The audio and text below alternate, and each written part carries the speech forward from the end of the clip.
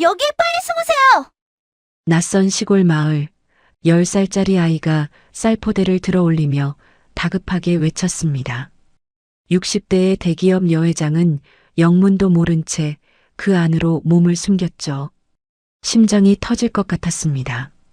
검은 옷의 남자들이 마을을 수색하고 있었습니다. 누군가 그녀의 목숨을 노리고 있었죠. 외진 시골에서 이름 모를 꼬마가 그녀를 지켜냈습니다. 아이는 놀랍도록 침착했습니다. 거짓 정보를 흘려 추격자들을 따돌렸죠. 이 아이는 대체 누구일까요? 그리고 누가 왜 그녀를 죽이려 했을까요? 운명처럼 만난 두 사람. 이들의 만남은 감춰진 진실을 하나씩 드러내기 시작합니다. 무료로 할 수 있는 좋아요 버튼 눌러주세요. 행복한 일들만 되돌아올 거예요. 새벽 4시였습니다. 서정은 또다시 같은 꿈에서 깨어났습니다. 온몸이 식은땀으로 젖어 있었고 심장은 마치 가슴을 뚫고 나올 것처럼 세차게 뛰고 있었죠. 창밖으로 희미하게 밝아오는 하늘을 바라보며 그녀는 떨리는 손으로 이마를 짚었습니다. 8년이었습니다. 아들을 잃은 지 벌써 8년이라는 시간이 흘렀지만 그날의 기억은 여전히 생생했습니다. 빗길에 미끄러지던 차, 구겨진 철판 사이로 보이던 아들의 창백한 얼굴, 그리고 병원 복도를 가득 메우던 소독약 냄새까지. 서정은 그 모든 것을 어제 일처럼 기억하고 있었습니다. 남편은 아들이 태어나기도 전에 세상을 떠났습니다. 젊은 나이에 과로로 쓰러진 남편의 빈자리를 채우며 서정은 홀로 아이를 키웠습니다. 회사를 일으켜 세우고 아들을 훌륭하게 키워내는 것. 그것이 그녀가 스스로에게 부여한 사명이었죠. 그런데 그 아들마저 떠나버렸습니다. 사고 이후 서정은 마치 껍데기만 남은 사람처럼 살았습니다. 회사 일은 자연스럽게 부회장 준혁에게 넘어갔고 그녀는 회장이라는 직함만 유지한 채 모든 것에서 한 발짝 물러나 있었습니다. 이사회에 참석해도 멍하니 앉아있기 일쑤였고 결제 서류를 들여다봐도 글자가 눈에 들어오지 않았죠. 그런 그녀에게 어느 날부터인가 이상한 충동이 찾아왔습니다. 아들이 사고를 당했던 그 시골 마을로 가고 싶다는 생각이었습니다. 추모를 위해서가 아니었습니다. 무언가를 확인해야 한다는 스스로도 설명할 수 없는 강렬한 욕구였죠. 서정은 결국 그 충동을 이기지 못했습니다. 아무에게도 알리지 않고 운전기사도 대동하지 않은 채 혼자 차를 몰았습니다. 서울에서 3시간 넘게 달려야 닿을 수 있는 외진 시골 마을. 그곳으로 향하는 길은 생각보다 험했습니다. 마을에 도착했을 때는 이미 해가 뉘엿뉘엿 기울고 있었습니다. 오래된 농가들 사이로 난 좁은 길을 걸으며 서정은 묘한 감정에 휩싸였습니다. 이 낯선 곳에서 아들은 무슨 생각을 하며 운전대를 잡았을까? 왜 하필 이런 외진 곳을 지나고 있었던 걸까? 낡은 창고 앞을 지나던 순간이었습니다. 서정은 갑자기 등 뒤로 누군가의 시선을 느꼈습니다. 목덜미가 서늘해지는 느낌이었죠. 뒤를 돌아보았지만 아무도 보이지 않았습니다. 그러나 그 불안한 기분은 쉽게 가시지 않았습니다. 바로 그때였습니다. 할머니, 쌀포대 안에 숨으세요. 빨리요. 어디선가 작고 급한 목소리가 들려왔습니다. 서정은 깜짝 놀라 소리가 난 쪽을 바라보았습니다. 창고 안쪽 어둠 속에서 한 아이가 고개를 내밀고 있었죠. 10살쯤 되어 보이는 남자아이였습니다. 햇볕에 그을린 얼굴, 경계심 가득한 눈동자. 아이는 다급하게 손짓을 하며 서정을 창고 안으로 불렀습니다. 뭐라고? 무슨 소리야? 설명할 시간 없어요. 빨리요. 아이의 목소리에는 장난기가 전혀 없었습니다. 오히려 절박함이 묻어 있었죠. 서정은 영문을 모른 채 아이를 따라 창고 안으로 들어갔습니다. 그리고 아이가 가리키는 대로 커다란 쌀포대 뒤에 몸을 숨겼습니다. 숨을 죽이고 있으니 곧 발소리가 들려왔습니다. 한 명이 아니었습니다. 여러 명의 발소리가 창고 주변을 맴돌았죠. 서정은 쌀포대 틈 사이로 밖을 엿보았습니다. 검은 옷을 입은 남자 서너 명이 마을 곳곳을 수색하고 있었습니다. 이쪽에는 없는 것 같은데. 더 찾아봐. 어디 멀리 가지는 못했을 거야. 남자들의 목소리는 차갑고 날카로웠습니다. 서정의 심장이 쿵쾅거렸습니다. 이 사람들이 누구인지, 왜 이런 외진, 마을에서 누군가를 찾고 있는지 전혀 알 수 없었지만 본능적으로 위험을 느꼈습니다. 그때 아이가 창고 밖으로 나갔습니다. 서정은 놀라서 손을 뻗었지만 아이를 붙잡지 못했습니다. 아이는 태연하게 남자들에게 다가갔습니다. 아저씨들, 여기서 뭐해요? 남자 중 하나가 아이를 내려다보았습니다. 꼬마야, 이 근처에서 서울에서 온 사람 못 봤어? 나이 든 여자 말이야. 아이는 고개를 갸웃거렸습니다. 아, 아까 차 한 대가 지나가긴 했어요. 저쪽 고개 넘어서 갔는데 한참 전이에요. 저쪽이라고? 네, 저 산길로요. 아마 읍내 쪽으로 간 것 같아요. 아이는 손가락으로 마을 반대편을 가리켰습니다. 남자들은 서로 눈짓을 교환하더니 고개를 끄덕였습니다. 알았어. 가보자. 남자들이 서둘러 자리를 떴습니다. 발소리가 점점 멀어지고 마침내 완전히 사라졌습니다. 서정은 그제야 참았던 숨을 내쉬었습니다. 아이가 창고 안으로 돌아왔습니다. 아무 일도 없었다는 듯 담담한 표정이었죠. 이제 나와도 돼요. 서정은 쌀포대 뒤에서 일어나며 아이를 바라보았습니다. 방금 일어난 일이 믿기지 않았습니다. 10살짜리 아이가 어떻게 저렇게 침착하게 거짓말을 할 수 있는 걸까요?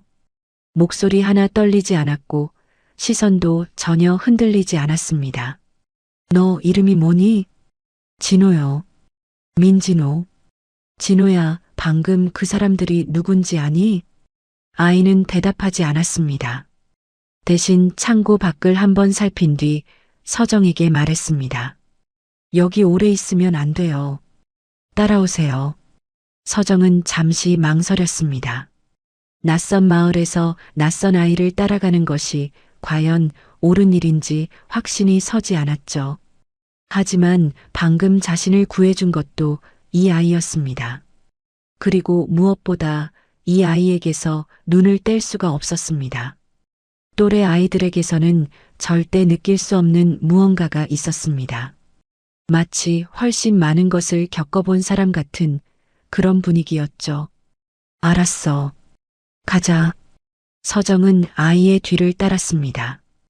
해가 완전히 지고 어둠이 내려앉은 시골 마을의 좁은 길을 그녀는 아직 알지 못했습니다. 이 작은 발걸음이 8년 동안 묻어두었던 진실로 향하는 첫걸음이라는 것을, 그리고 이 아이가 자신의 삶을 완전히 뒤바꿔 놓을 존재라는 것도요. 진호는 어둠 속에서도 길을 잘 알고 있었습니다. 아이는 망설임 없이 좁은 골목을 지나고 논두렁을 건너고 작은 개울을 훌쩍 뛰어넘었죠. 서정은 그 뒤를 따라가느라 숨이 찼습니다. 서울에서 운전기사가 모는 차만 타고 다니던 그녀에게 이런 시골길은 너무나 낯설었습니다. 조금만 더 가면 돼요. 진호가 뒤를 돌아보며 말했습니다. 달빛 아래 아이의 얼굴이 희미하게 보였죠. 여전히 긴장한 기색이 역력했지만 두려움에 떠는 모습은 아니었습니다. 마치 이런 상황에 익숙한 사람처럼요. 15분쯤 걸었을까요? 마침내 작은 농가가 나타났습니다. 오래된 기와 지붕에 흙벽으로 지어진 집이었습니다. 마당에는 잡초가 무성했고 처마 끝에 매달린 전구 하나만이 희미한 빛을 내고 있었죠. 언뜻 보기에는 사람이 살지 않는 빈집 같았습니다. 진호가 낡은 나무 문을 두드렸습니다. 3번, 그리고 2번. 마치 약속된 신호처럼 규칙적인 노크였죠. 잠시 후 문이 열렸습니다. 문틈 사이로 날카로운 눈빛이 서정을 훑쳤습니다. 70대쯤 되어 보이는 노인이었습니다. 깊이 팬 주름과 거칠게 갈라진 입술, 그리고 경계심 가득한 눈동자. 노인은 서정을 보더니 눈살을 찌푸렸습니다. 이 사람은 누구냐? 목소리가 굵고 낮았습니다.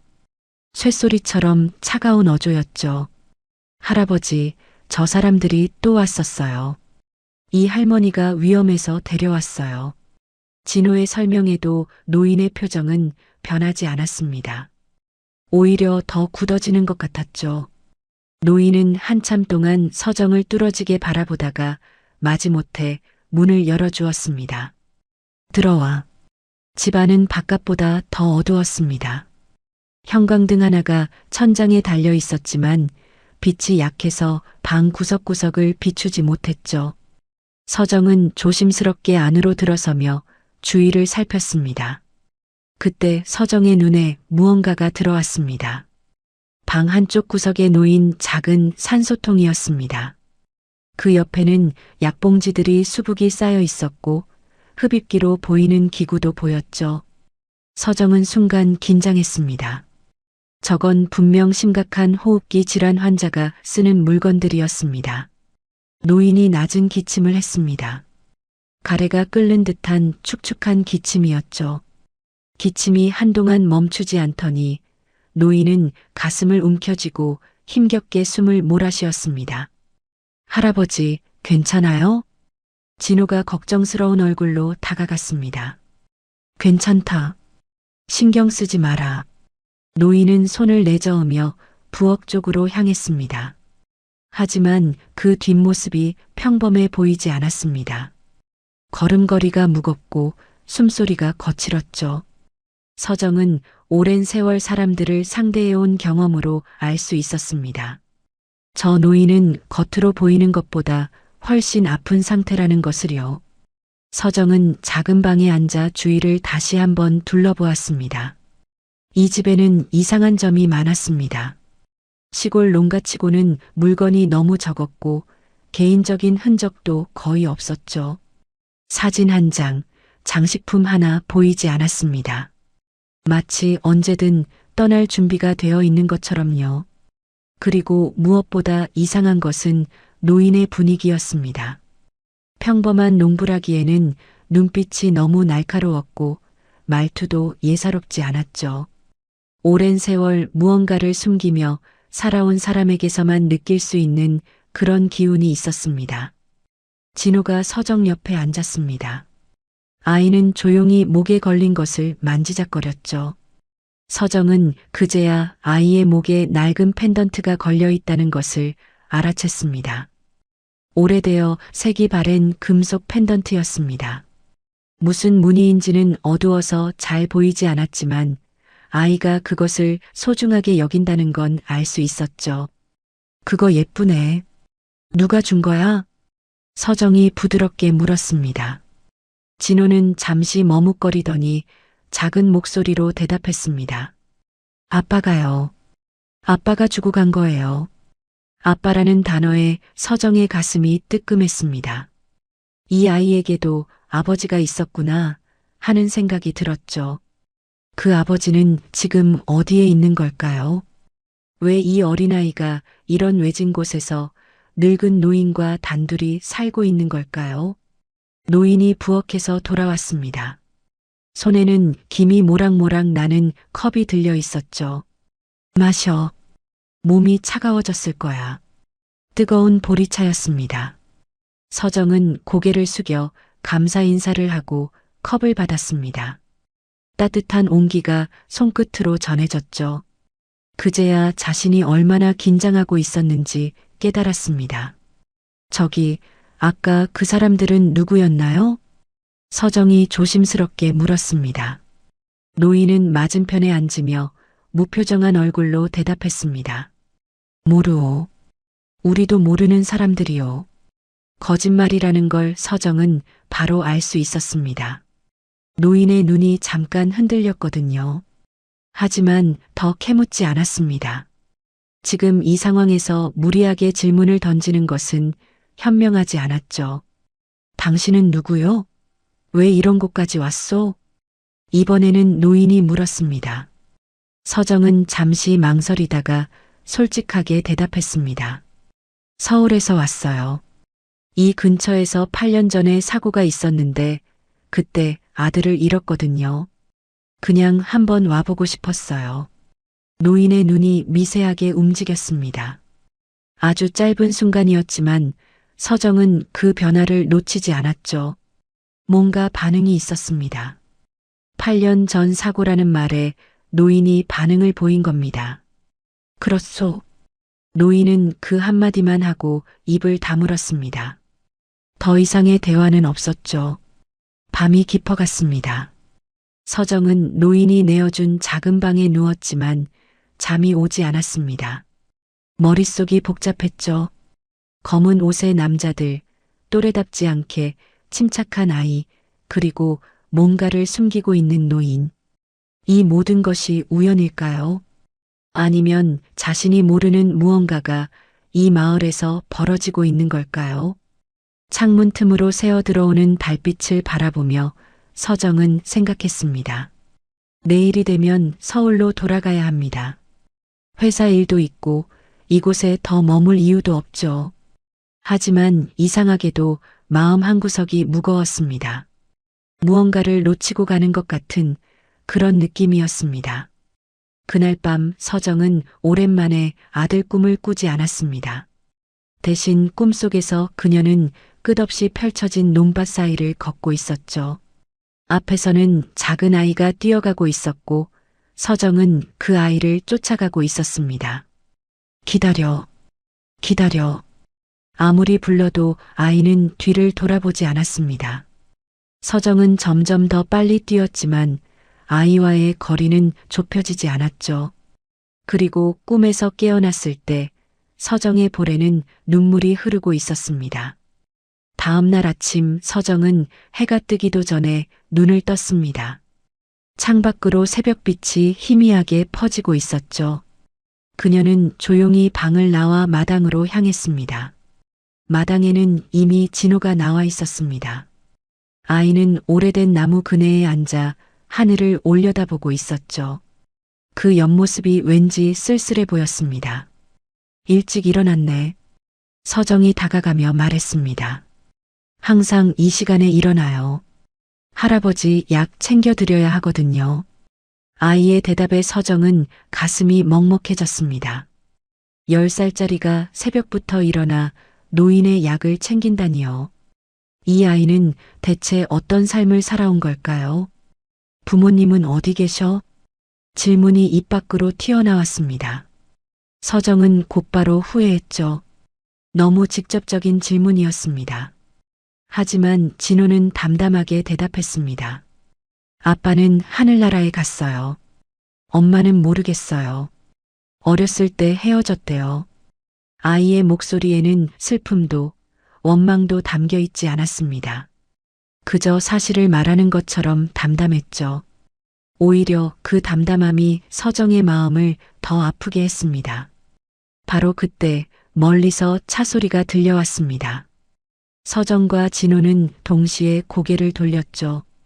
마을 입구 쪽에서 먼지를 일으키며 차량 한 대가 다가오고 있었습니다. 경찰차예요. 진호가 나지막이 말했습니다. 아이의 표정이 굳어졌죠. 서정도 긴장했습니다. 이 이른 아침에 경찰이 왜 이곳에 오는 걸까요? 차가 농가 앞에 멈췄습니다. 문이 열리고 남자 2명이 내렸죠. 경찰 제복을 입고 있었지만 서정은 첫눈에 뭔가 이상하다는 걸 느꼈습니다. 한 남자가 다가오며 말했습니다.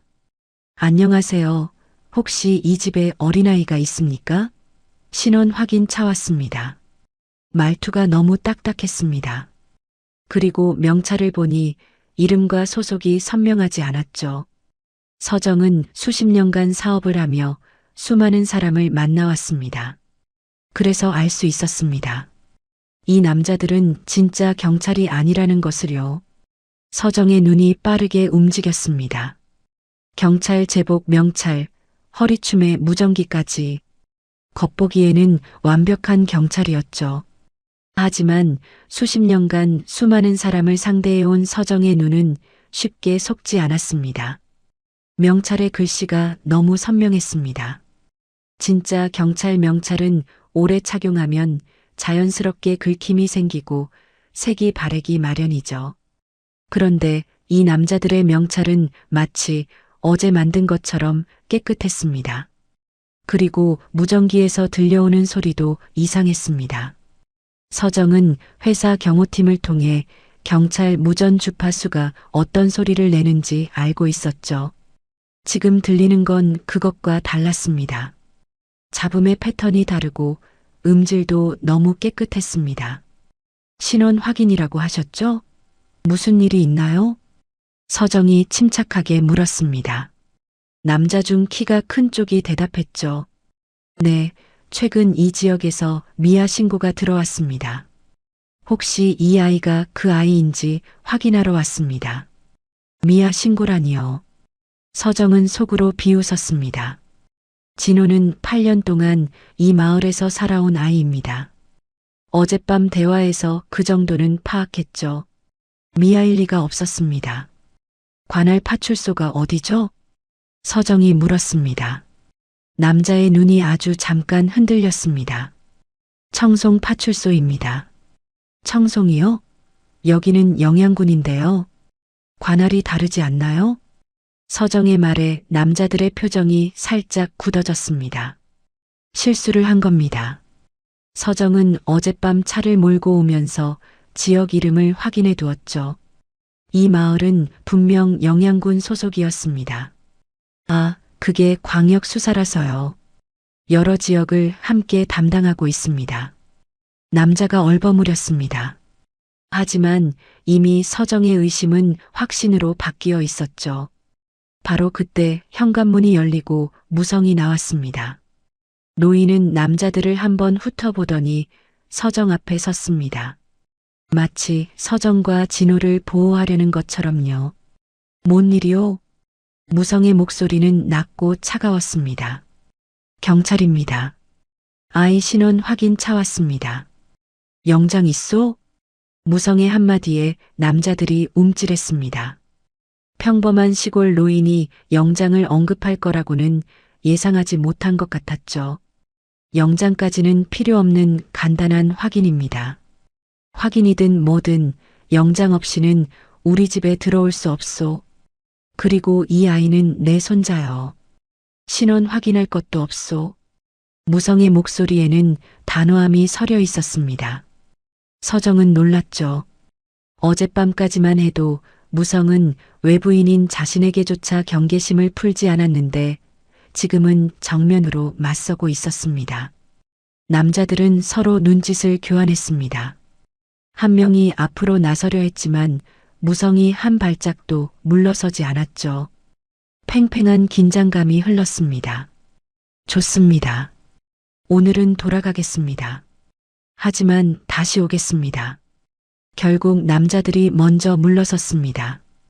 차에 올라타 먼지를 일으키며 떠나는 그들의 뒷모습을 서정은 눈을 떼지 않고 지켜보았죠. 차가 완전히 사라지고 나서야 서정은 숨을 내쉬었습니다. 가슴이 두근거렸습니다.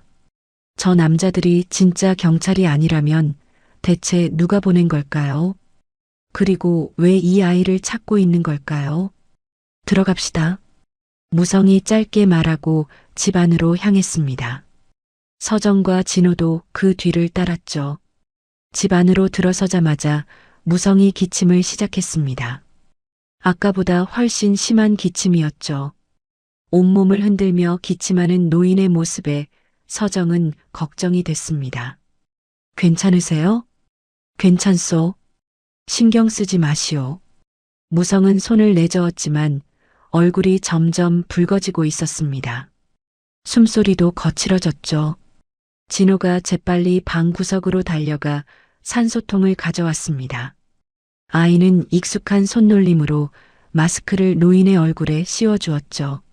서정은 그 모습을 지켜보며 마음이 무거워졌습니다. 이 아이는 분명 이런 상황을 여러 번 겪어본 것 같았습니다. 10살짜리 아이가 산소통 사용법을 이렇게 능숙하게 안다는 것은 그만큼 노인의 발작이 잦다는 뜻이었죠. 무성은 한동안 산소를 들이마셨습니다. 거친 숨소리가 조금씩 안정되어 갔죠. 하지만 노인의 얼굴에는 피로가 짙게 드리워져 있었습니다. 저 사람들 경찰이 아니죠? 서정이 조용히 물었습니다. 무성은 산소 마스크를 내리고 서정을 바라보았죠. 잠시 침묵이 흘렀습니다. 아시겠소? 네. 명찰도 이상하고 무전 주파수도 달랐어요. 관할도 틀렸고요. 서정의 대답에 무성의 눈에 뭔가가 스쳤습니다. 놀라움일까요? 아니면 경계심일까요? 서정은 알 수 없었습니다. 당신 보통 사람이 아니구려. 어떤 의미에서요? 그런 것까지 눈치채는 사람은 많지 않소. 무성은 깊은 한숨을 내쉬었습니다. 그리고 창밖을 바라보며 나지막이 말했죠. 이 아이를 노리는 사람들이 있소. 8년 전부터 계속. 8년 전이라는 말에 서정의 심장이 멎는 것 같았습니다. 8년 전이면 아들이 사고를 당한 해였죠. 우연의 일치일까요?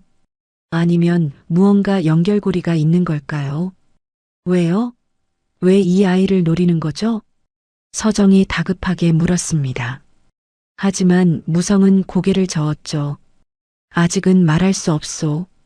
당신이 누군지 모르니까. 서정은 입술을 깨물었습니다.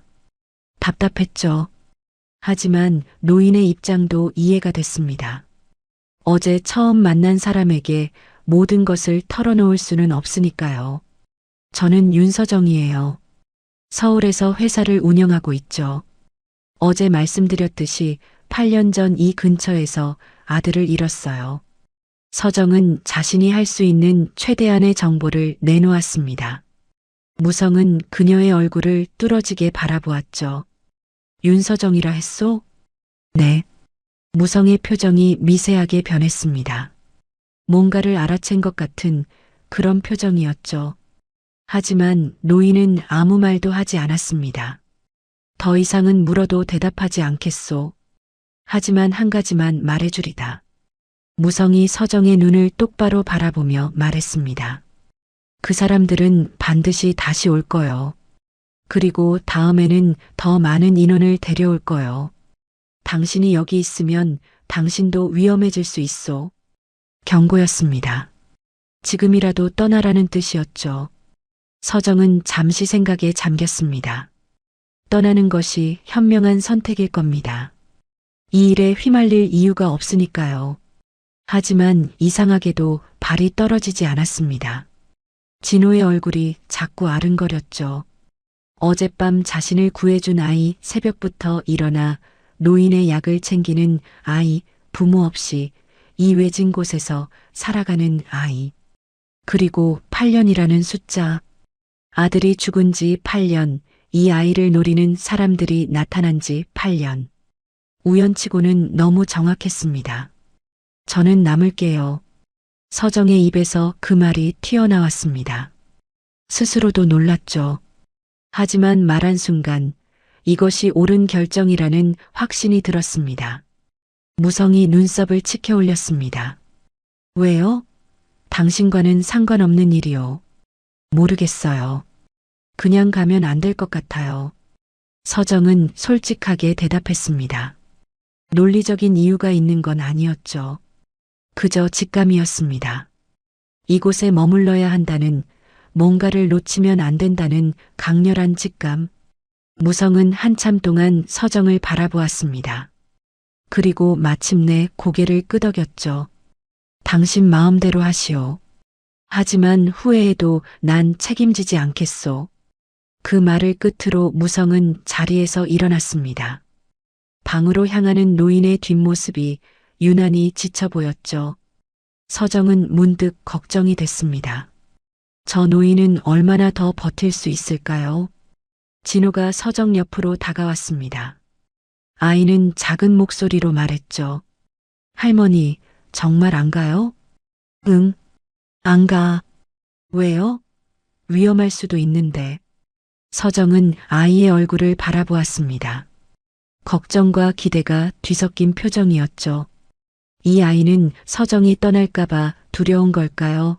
아니면 떠나기를 바라는 걸까요? 너 때문이야. 서정이 솔직하게 말했습니다. 나요? 응. 어젯밤 내가 나를 도와줬잖아. 이번엔 내가 도와줄게. 진호의 눈이 커졌습니다. 그리고 아이의 입가에 아주 작은 미소가 피어올랐죠. 서정은 그 미소를 보며 가슴 한쪽이 따뜻해지는 것을 느꼈습니다. 밖에서 바람 소리가 들려왔습니다. 창문 너머로 구름이 몰려오는 게 보였죠. 폭풍이 다가오고 있었습니다. 날씨만 그런 게 아니었습니다. 서정은 알 수 있었습니다. 더 큰 폭풍이 곧 이 작은 농가를 덮칠 거라는 것을요. 가짜 경찰들이 떠난 직후였습니다. 무성이 갑자기 가슴을 움켜쥐며 주저앉았습니다. 서정은 처음에 무슨 일인지 이해하지 못했습니다. 하지만 노인의 얼굴이 순식간에 창백해지는 것을 보고 심각한 상황임을 깨달았죠. 무성의 입술이 파랗게 변하고 있었습니다. 목에서는 쌕쌕거리는 소리가 났고 가슴이 비정상적으로 심하게 오르내렸습니다.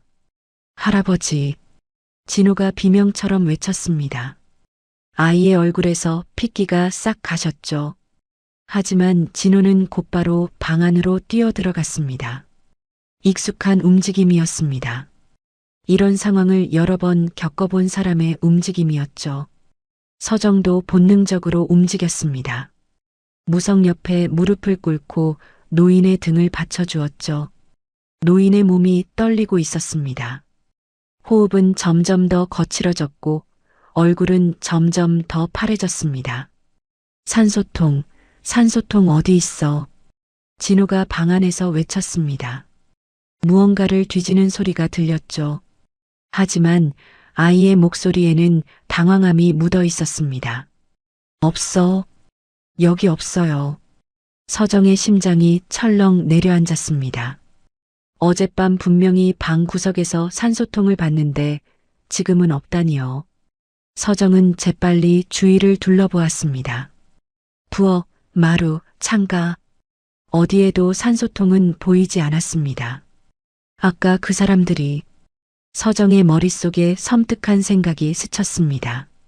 가짜 경찰들이 들어왔을 때 그들 중 한 명이 잠깐 시야에서 사라진 적이 있었죠. 설마 그때 산소통을 치운 걸까요? 의도적으로요. 진호야, 다른 곳에도 있니? 여분이요. 창고에 하나 더 있어요. 어서 가져와. 진호가 밖으로 뛰어나갔습니다. 서정은 무성의 등을 계속 받치며 노인의 얼굴을 살폈습니다. 상태가 점점 나빠지고 있었습니다. 숨소리가 더 거칠어졌고 노인의 손이 서정의 팔을 꽉 움켜쥐었습니다. 괜찮으실 거예요. 곧 산소통 가져올 거예요. 서정은 최대한 침착한 목소리로 말했습니다. 하지만 속으로는 공포가 밀려오고 있었죠. 이대로 가다가는 정말 큰일이 날 것 같았습니다. 무성이 무언가를 말하려 했습니다. 하지만 숨이 차서 말이 제대로 나오지 않았죠. 입술만 달싹거릴 뿐이었습니다. 말씀하지 마세요. 숨부터 쉬세요. 서정이 다급하게 말했습니다. 하지만 무성은 고개를 저으며 계속 무언가를 말하려 했습니다. 서정은 귀를 노인의 입 가까이 가져갔죠. 이제 시간이 많지 않소. 간신히 들을 수 있는 작은 목소리였습니다.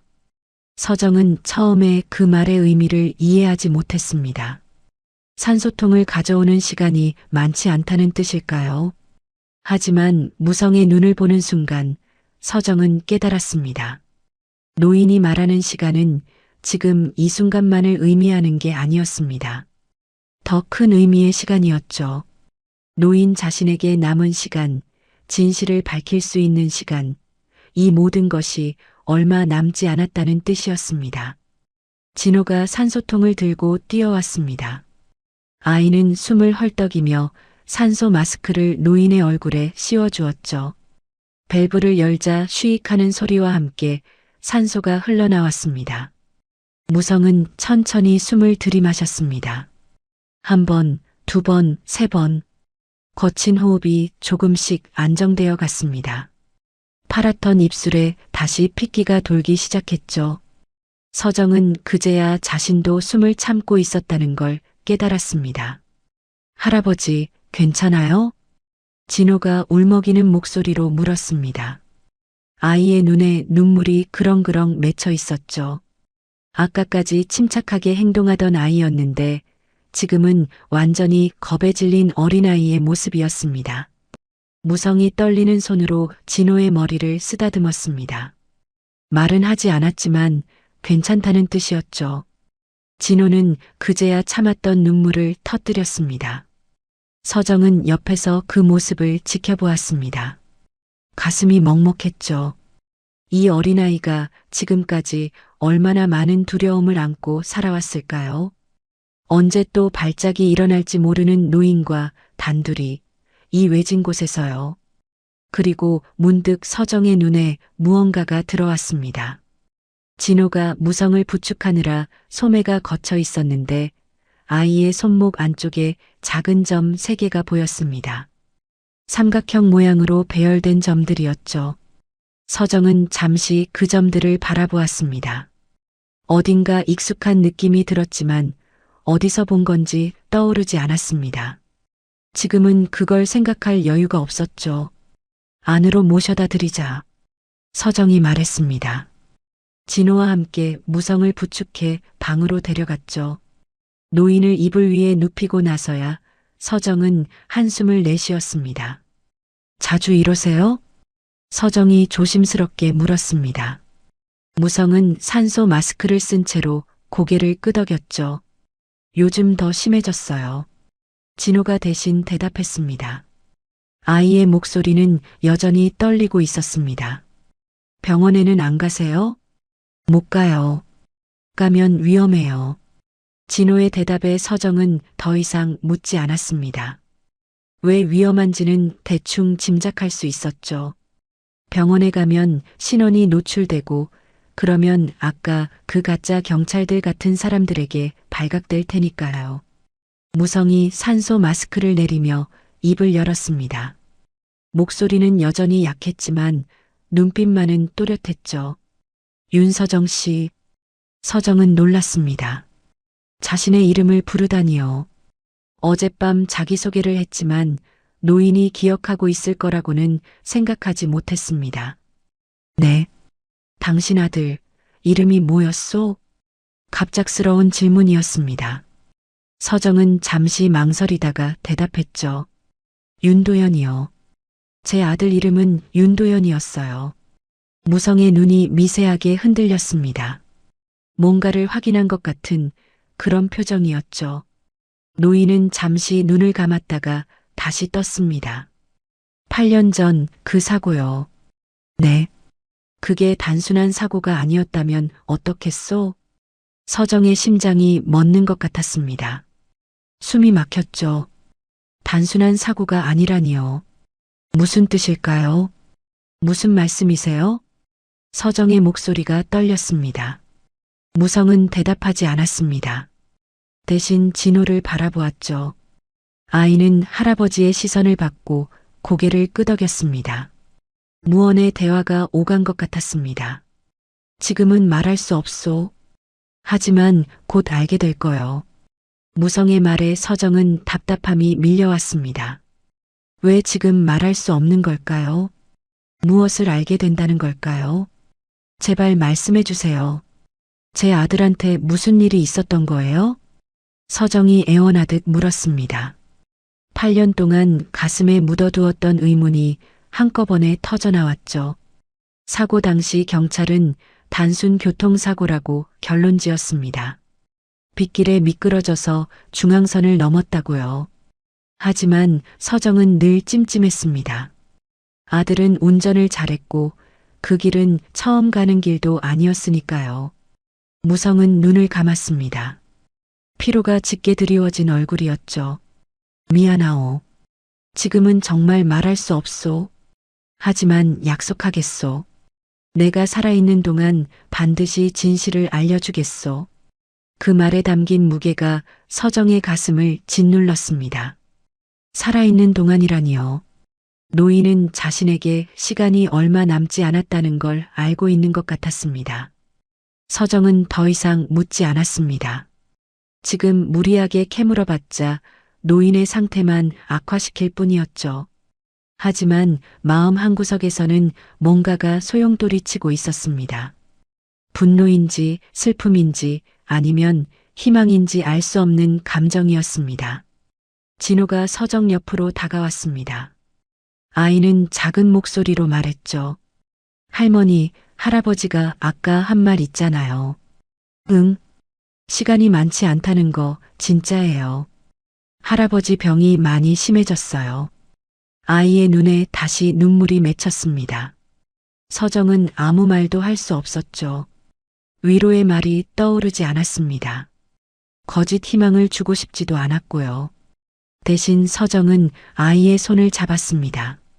작고 차가운 손이었죠.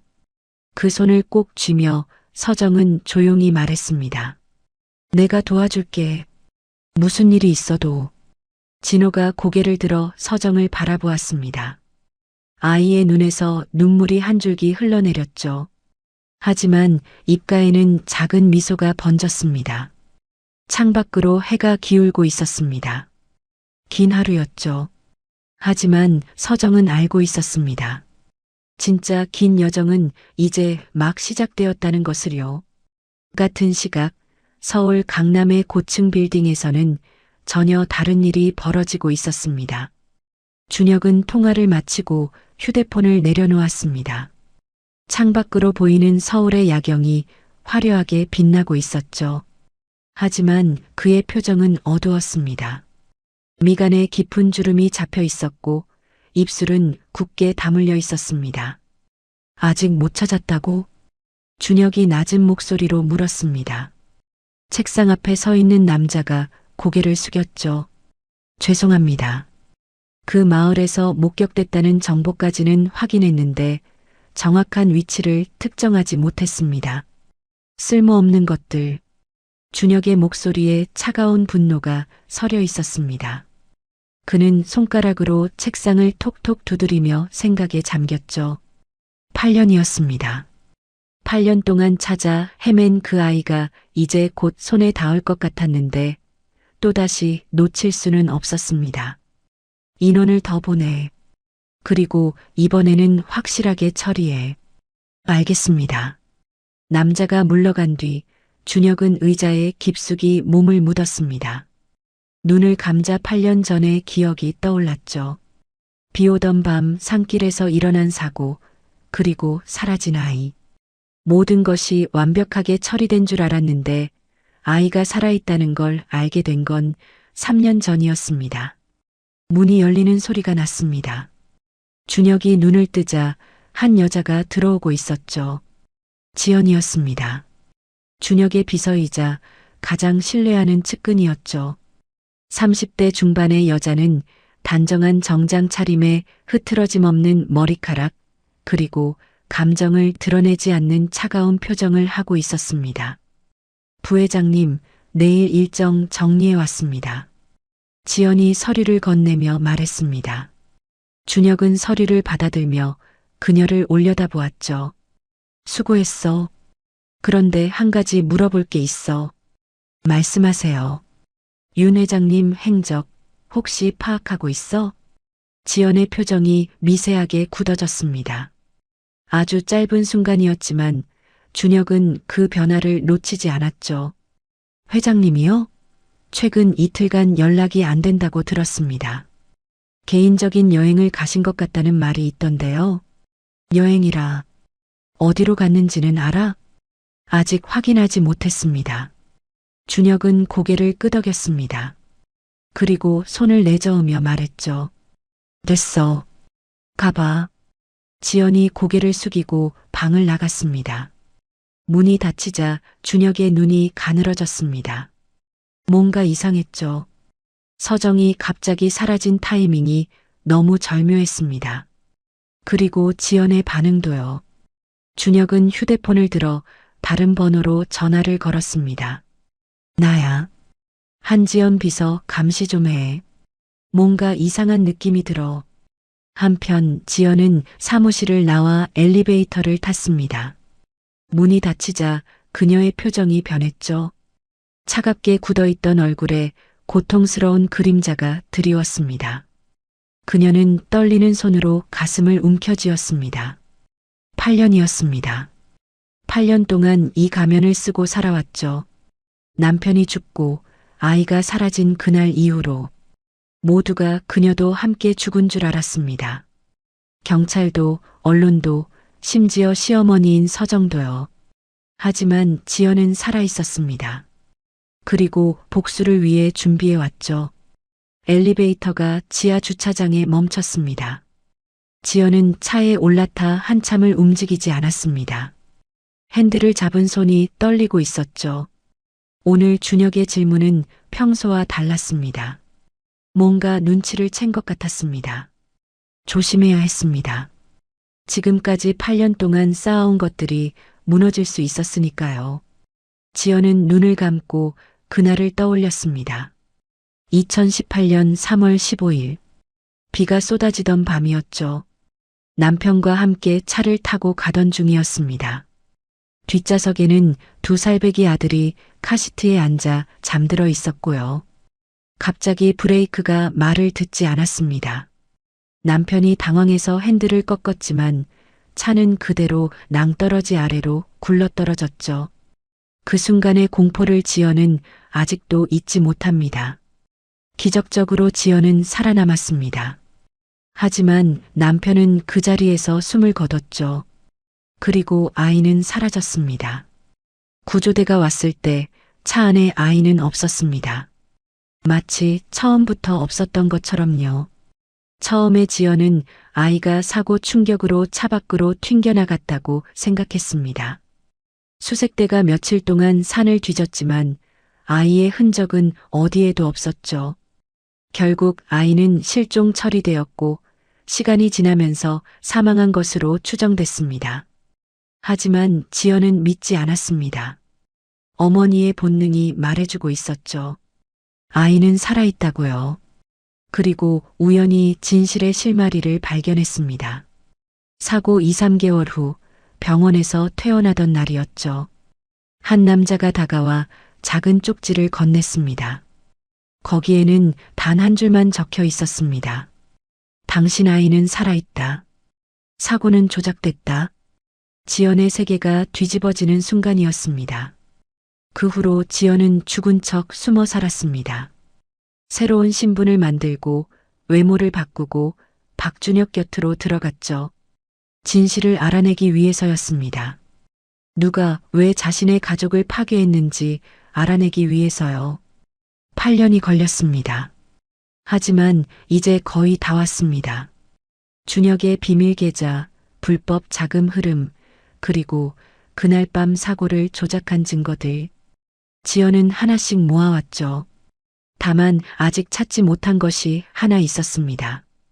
바로 아이였죠. 아이가 어디에 있는지, 살아있다면 어떻게 지내고 있는지. 그것만 알 수 있다면 모든 게 완성될 텐데요. 지연은 시동을 걸고 차를 출발시켰습니다. 도심의 불빛이 창밖으로 스쳐 지나갔죠. 그녀의 눈에 결의가 서려 있었습니다. 포기할 수 없었습니다. 여기서 물러설 수는 없었죠. 아이를 찾아야 했습니다. 그리고 남편의 죽음에 대한 진실을 밝혀야 했습니다. 그것이 지연이 8년 동안 버텨온 이유였으니까요. 차가 어두운 골목으로 들어섰습니다. 지연은 한 낡은 건물 앞에 차를 세웠죠. 그리고 휴대폰을 꺼내 어딘가로 전화를 걸었습니다. 저예요. 오늘 이상한 움직임이 있었어요. 상대방이 뭔가 말했습니다.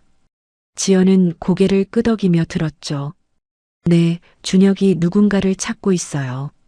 시골 마을이라고 했는데 정확한 위치는 모르겠어요. 그리고 시어머니도 사라지셨대요. 다시 상대방의 말이 이어졌습니다. 지연의 표정이 굳어졌죠. 뭐라고요? 아이가 그 마을에 있을 수도 있다고요? 지연의 심장이 빠르게 뛰기 시작했습니다.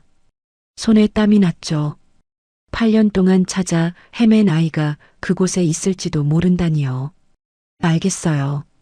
저도 움직일게요. 하지만 조심해야 해요. 준혁이 저를 의심하는 것 같아요. 통화를 끊고 지연은 한참 동안 허공을 바라보았습니다. 가슴이 터질 것 같았죠. 두려움과 희망이 뒤섞인 감정이었습니다. 만약 정말로 아이가 살아있다면, 만약 정말로 다시 만날 수 있다면, 그 생각만으로도 눈물이 났습니다. 하지만 지금은 울 때가 아니었습니다. 해야 할 일이 있었죠. 지연은 눈물을 닦고 다시 시동을 걸었습니다. 서울의 밤거리가 어둠 속에 잠겨 있었습니다. 하지만 지연의 눈에는 불꽃이 타오르고 있었죠. 8년 동안 기다려온 순간이 다가오고 있었습니다. 진실이 드러나고 모든 것이 끝나는 순간이요. 그녀는 아직 몰랐습니다. 자신이 찾아 헤매던 아이가 바로 그 시골 마을에서 자신의 시어머니와 함께 있다는 것을요. 그리고 그 아이 역시 어머니를 기다리고 있다는 것을요. 운명의 실이 서서히 엮이고 있었습니다. 곧 모든 것이 밝혀질 터였죠. 그날 밤은 유난히 고요했습니다. 서정은 작은 방에 누워 천장을 바라보고 있었습니다. 잠이 오지 않았죠. 낮에 무성히 했던 말이 머릿속을 맴돌았습니다. 단순한 사고가 아니었다면 그 말의 의미를 곱씹을수록 가슴이 답답해졌습니다. 옆방에서는 진호의 작은 숨소리가 들려왔습니다. 아이는 지쳐서 일찍 잠들었죠. 무성의 발작 이후로 아이의 얼굴에는 계속 걱정이 드리워져 있었습니다. 10살짜리가 지기에는 너무 무거운 짐이었죠. 그때였습니다. 멀리서 이상한 소리가 들려왔습니다. 처음에는 바람 소리인 줄 알았죠. 하지만 점점 가까워지더니 차량 엔진 소리라는 걸 알 수 있었습니다. 한 대가 아니었습니다. 여러 대였죠. 서정은 벌떡 일어났습니다. 창문으로 다가가 밖을 내다보았죠. 어둠 속에서 헤드라이트 불빛이 여러 개 보였습니다. 농가를 향해 다가오고 있었습니다. 심장이 쿵쾅거렸습니다. 본능적으로 위험을 느꼈죠. 서정은 재빨리 진호가 자는 방으로 달려갔습니다.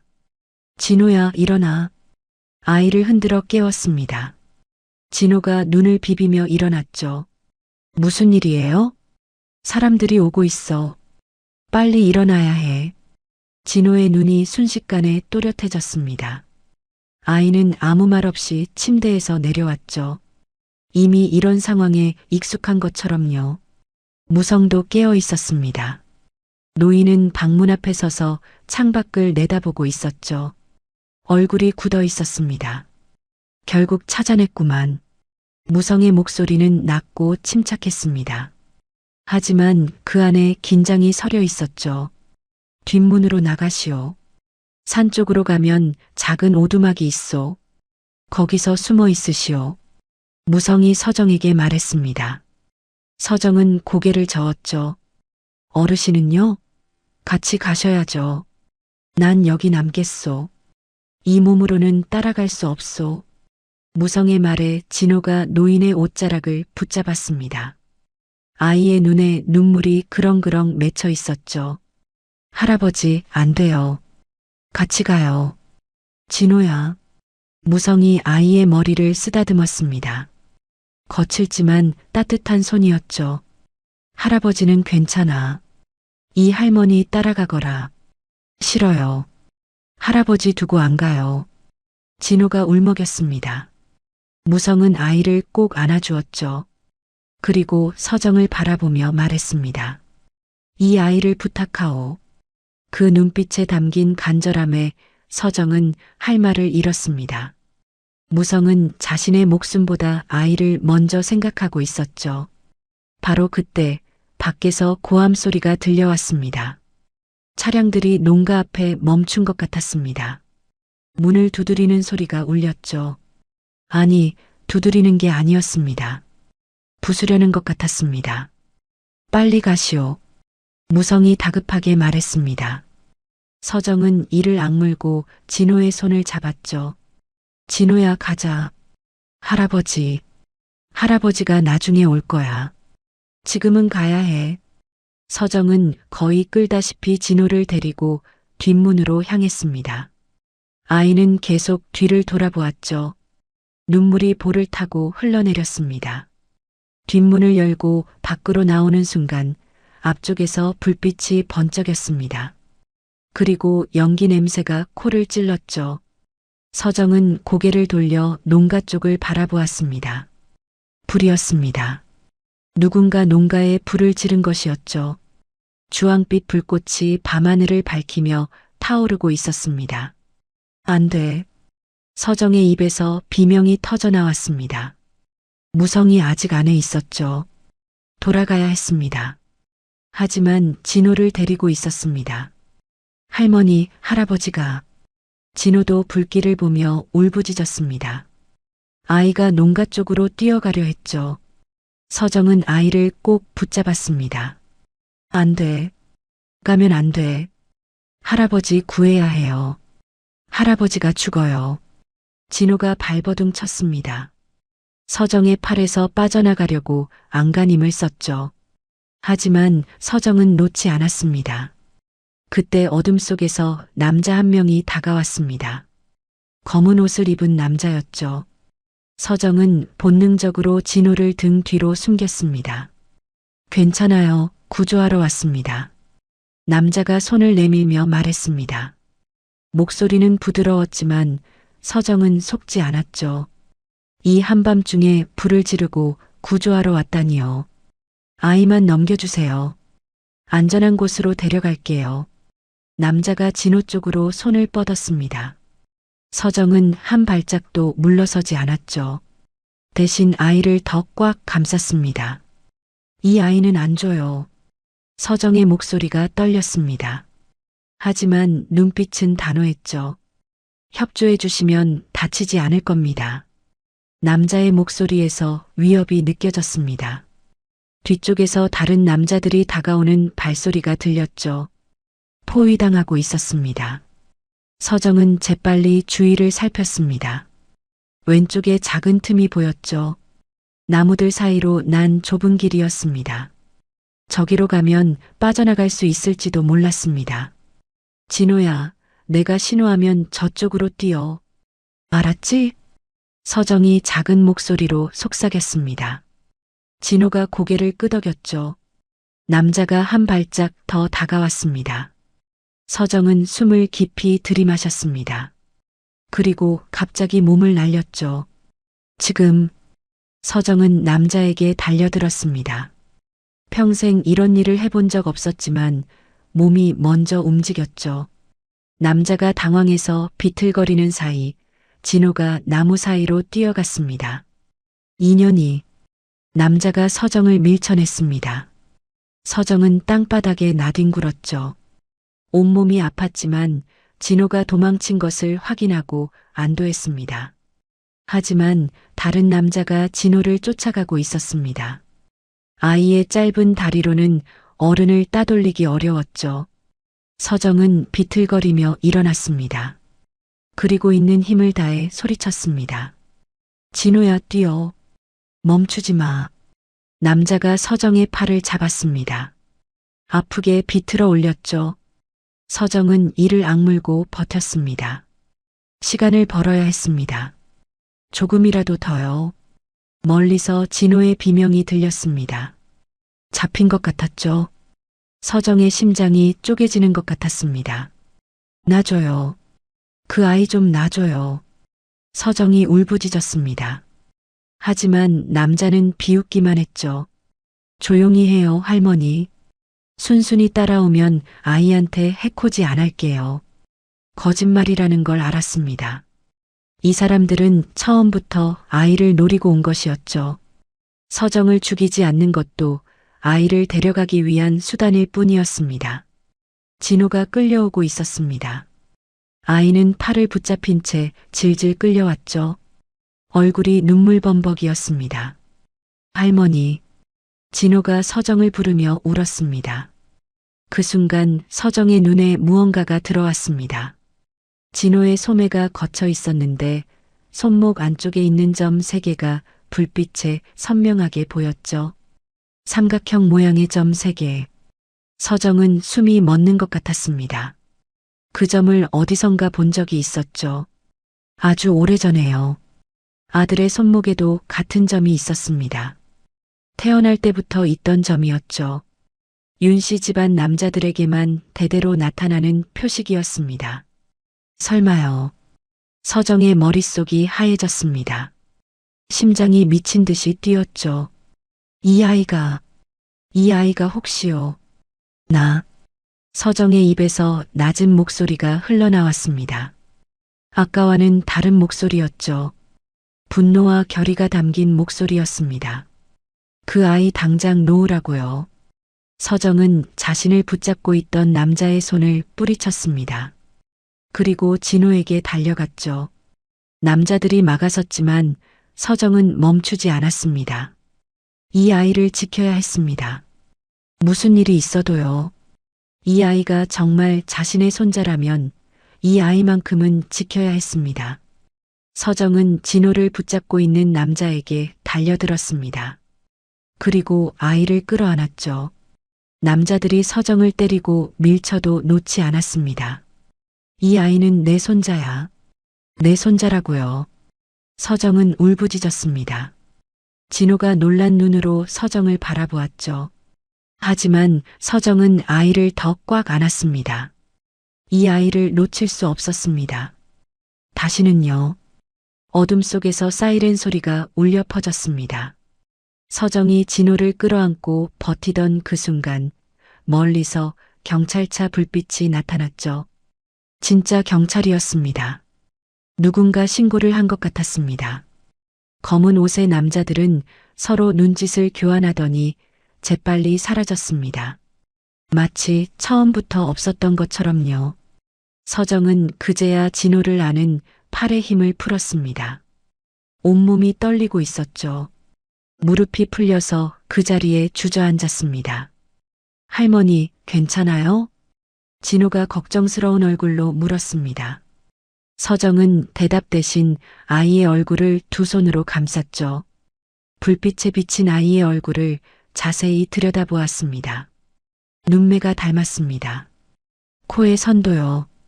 그리고 무엇보다 손목의 점 3개. 서정의 눈에서 눈물이 흘러내렸습니다. 진호야. 서정의 목소리가 떨렸습니다. 너 아빠 이름 알아? 진호는 고개를 저었습니다. 눈빛이 흐려졌죠. 잘 몰라요. 할아버지가 아빠는 좋은 사람이었다고만 했어요. 이름은 안 알려주셨어요. 엄마는? 엄마도요. 할아버지가 나중에 다 알려주신다고 했는데 계속 나중이었어요. 아이의 목소리에 쓸쓸함이 묻어 있었습니다. 서정은 가슴이 미어졌죠. 이 아이는 8년 동안 부모가 누구인지도 모른 채 살아온 것이었습니다. 혹시 기억나는 거 없어? 아주 어렸을 때 뭐라도. 진호는 잠시 생각에 잠겼습니다. 그리고 천천히 입을 열었죠. 꿈에서 가끔 여자 목소리가 들려요. 자장가 같은 거요. 그리고 남자 냄새도요. 담배 냄새는 아닌데 뭔가 따뜻한 냄새. 그게 아빠인 것 같기도 하고 아닌 것 같기도 하고. 서정의 심장이 쿵쾅거렸습니다. 아들은 담배를 피우지 않았죠. 대신 늘 나무 향이 나는 향수를 썼습니다. 서정이 선물한 것이었죠. 경찰들이 도착해서 상황을 정리하는 동안 서정은 멍하니 앉아 있었습니다. 머릿속이 복잡했죠. 점점 확신이 커지고 있었지만 아직 확실한 증거가 없었습니다. 무성이 마을 사람들의 도움으로 불길에서 빠져나왔다는 소식이 들려왔습니다. 다행히 크게 다치지는 않았다고 했죠. 서정은 안도의 한숨을 내쉬었습니다. 새벽이 되어서야 모든 것이 정리되었습니다. 서정과 진호, 그리고 무성은 마을 이장의 집에 임시로 머물게 되었죠. 농가는 완전히 타버려서 돌아갈 수 없었습니다. 작은 방에 들어서자마자 진호가 비틀거렸습니다. 아이는 너무 지쳐 있었죠. 서정이 아이를 부축해서 앉히려는 순간 진호의 목에 걸린 펜던트가 바닥에 부딪혔습니다. 딸깍 하는 작은 소리가 났죠. 진호가 펜던트를 들어 올렸습니다. 충격으로 펜던트가 두 쪽으로 갈라져 있었죠. 낡은 금속이라 잠금 장치가 약해져 있었던 것 같았습니다. 이게 열리네요. 한 번도 안 열렸는데. 진호가 신기한 듯 펜던트 안쪽을 들여다보았습니다. 그리고 눈이 커졌죠. 할머니, 여기 뭐가 있어요? 서정이 다가가 펜던트를 살폈습니다. 그 안에는 아주 작은 것이 들어 있었죠. 서정은 조심스럽게 그것을 꺼내 손바닥 위에 올렸습니다. 메모리 칩이었습니다. 블랙박스나 카메라에 쓰는 아주 작은 메모리 칩이었죠. 서정의 손이 떨렸습니다. 이게 뭐지? 진호도 고개를 갸웃거렸습니다. 서정은 이것이 무엇을 담고 있는지 직감적으로 알 수 있었죠. 아들이 남긴 무언가. 아마도 진실이 담겨 있을 겁니다. 진호야, 이거 있는 줄 알았어? 아니요. 펜던트 안에 뭐가 있는지 몰랐어요. 할아버지도 열어보신 적 없는 것 같아요. 항상 그냥 목에 걸고 있으라고만 하셨거든요. 서정은 메모리 칩을 꼭 쥐었습니다. 이것을 확인해야 했죠. 하지만 지금 당장은 방법이 없었습니다. 노트북이나 컴퓨터가 필요했으니까요. 방문이 열리고 무성이 들어왔습니다. 노인은 얼굴에 그을음이 묻어 있었고 한쪽 팔에 붕대를 감고 있었죠. 하지만 눈빛은 여전히 또렷했습니다. 무성의 시선이 서정의 손에 들린 메모리 칩에 멈췄습니다. 그게 열렸소? 무성의 목소리에 놀라움이 섞여 있었습니다. 바닥에 부딪혀서 열렸어요. 이게 뭔지 아세요? 무성은 천천히 방 안으로 들어와 앉았습니다. 깊은 한숨을 내쉬더니 입을 열었죠. 그 안에 모든 게 담겨 있어. 모든 거라면요? 8년 전 그날 밤 무슨 일이 있었는지, 누가 이 아이의 아버지를 죽였는지, 그리고 왜 이 아이를 숨겨야 했는지. 서정은 숨이 멎는 것 같았습니다. 무성은 이 안에 뭐가 있는지 알고 있었던 겁니다. 알고 계셨으면서 왜 안 열어보셨어요? 열 수가 없었소. 아이 아버지가 남긴 유언 같은 거였으니까. 함부로 열면 안 될 것 같았소. 때가 되면 열릴 거라고 생각했지. 무성은 창밖을 바라보며 말을 이었습니다. 오늘이 그때인 것 같소. 서정은 메모리 칩을 다시 내려다보았습니다. 손바닥 위에 작은 칩이 천근만근처럼 무겁게 느껴졌죠. 볼 수 있는 방법이 있을까요? 이장 집에 컴퓨터가 있을 거요. 서정은 곧바로 일어났습니다. 무성과 진호도 함께였죠. 이장에게 부탁해서 컴퓨터를 빌렸습니다. 오래된 데스크톱이었지만 메모리 칩을 읽는 데는 문제가 없었습니다. 화면이 켜지자 영상 파일 하나가 나타났습니다. 서정은 떨리는 손으로 마우스를 클릭했죠. 영상이 재생되기 시작했습니다. 블랙박스 영상이었습니다. 화면에는 빗속을 달리는 도로가 보였죠. 그리고 운전석에서 들려오는 목소리. 서정은 그 목소리를 듣자마자 눈물이 쏟아졌습니다. 아들의 목소리였습니다. 8년 만에 듣는 아들의 목소리였죠. 여보, 뒤에서 계속 따라오는 차가 있어. 이상해. 아들의 목소리에 여자의 목소리가 대답했습니다. 며느리의 목소리일 것이었죠. 그러게요. 아까부터 계속 붙어 있어요. 영상 속에서 갑자기 브레이크 경고등이 켜졌습니다. 아들의 당황한 목소리가 들렸죠. 브레이크가 안 돼. 브레이크가 말을 안 들어. 비명소리, 타이어가 미끄러지는 소리, 그리고 충격음. 화면이 심하게 흔들리더니 깜깜해졌습니다. 하지만 음성은 계속 녹음되고 있었습니다. 멀리서 발소리가 들렸죠. 그리고 누군가의 목소리가 녹음되었습니다. 아이는 찾았나? 네, 여기 있습니다. 좋아. 데려가. 서정의 온몸이 얼어붙었습니다. 그 목소리를 알아들었죠. 수십 년간 함께 일해온 사람의 목소리였습니다. 준혁의 목소리였습니다. 이게 다 준혁이가 한 짓이었어? 서정의 목소리가 갈라졌습니다. 분노와 슬픔이 한꺼번에 밀려왔죠. 아들의 죽음이 사고가 아니었습니다. 누군가 브레이크를 조작한 것이었습니다. 그리고 그 뒤에 준혁이 있었던 거예요. 진호가 화면을 바라보며 얼어붙어 있었습니다. 아이의 눈에서 눈물이 흘러내렸죠. 저 목소리 아빠 목소리예요? 서정은 아이를 바라보았습니다. 진호의 눈이 화면에 고정되어 있었죠. 꿈에서 들었던 목소리랑 똑같아요. 저게 아빠 목소리예요. 서정은 아이를 꼭 안았습니다. 눈물이 멈추지 않았죠. 무성이 조용히 입을 열었습니다. 그날 밤 나는 우연히 그 현장 근처에 있었소. 불길한 예감에 가보니 사고가 나 있었고 아이가 끌려가는 걸 봤소. 그자들 틈에서 이 아이를 빼내는 게 쉽지 않았지만 어떻게든 해냈소. 그래서 8년 동안 아이를 숨기신 거예요? 그렇소. 언젠가 진실이 밝혀질 날을 기다리면서 이 아이 아버지가 남긴 이 증거가 세상에 나올 날을요. 서정은 무성을 바라보았습니다. 이 노인이 8년 동안 낯선 아이를 지키며 살아온 것이었죠. 목숨을 걸고요. 왜요? 왜 그렇게까지 하신 거예요? 나도 예전에 소중한 사람을 잃었소. 그때 아무것도 하지 못했지. 이번에는 다르고 싶었소. 무성의 눈에 오래된 슬픔이 어렸습니다. 서정은 더 이상 묻지 않았죠. 서정은 다시 진호의 손목을 바라보았습니다. 삼각형 모양의 점 3개.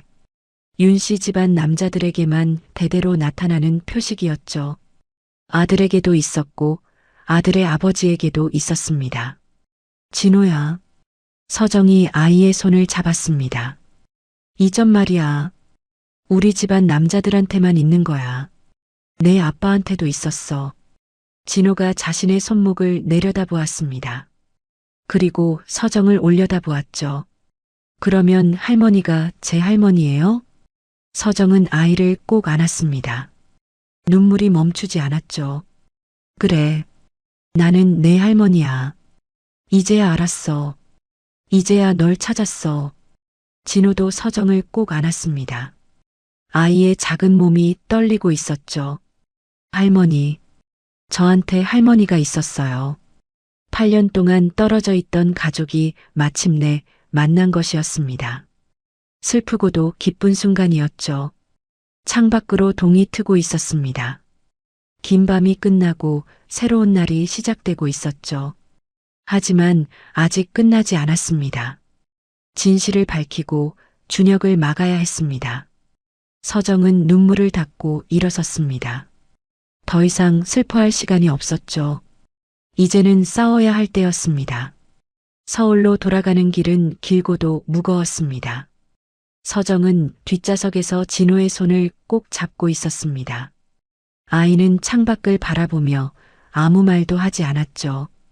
어젯밤 일이 아직도 믿기지 않는 것 같았습니다. 서정도 마찬가지였습니다. 무성은 마을에 남았습니다. 몸 상태가 좋지 않아 먼 길을 이동하기 어려웠죠. 하지만 떠나기 전 노인은 서정에게 전화번호 하나를 건넸습니다. 이 사람한테 연락하시오. 내 오랜 친구요. 당신을 도와줄 거요. 서정은 그 번호를 가슴에 품고 있었습니다. 아직 누구인지 모르지만 무성이 믿는 사람이라면 믿어도 될 것 같았죠. 서울에 도착한 건 오후 3시쯤이었습니다.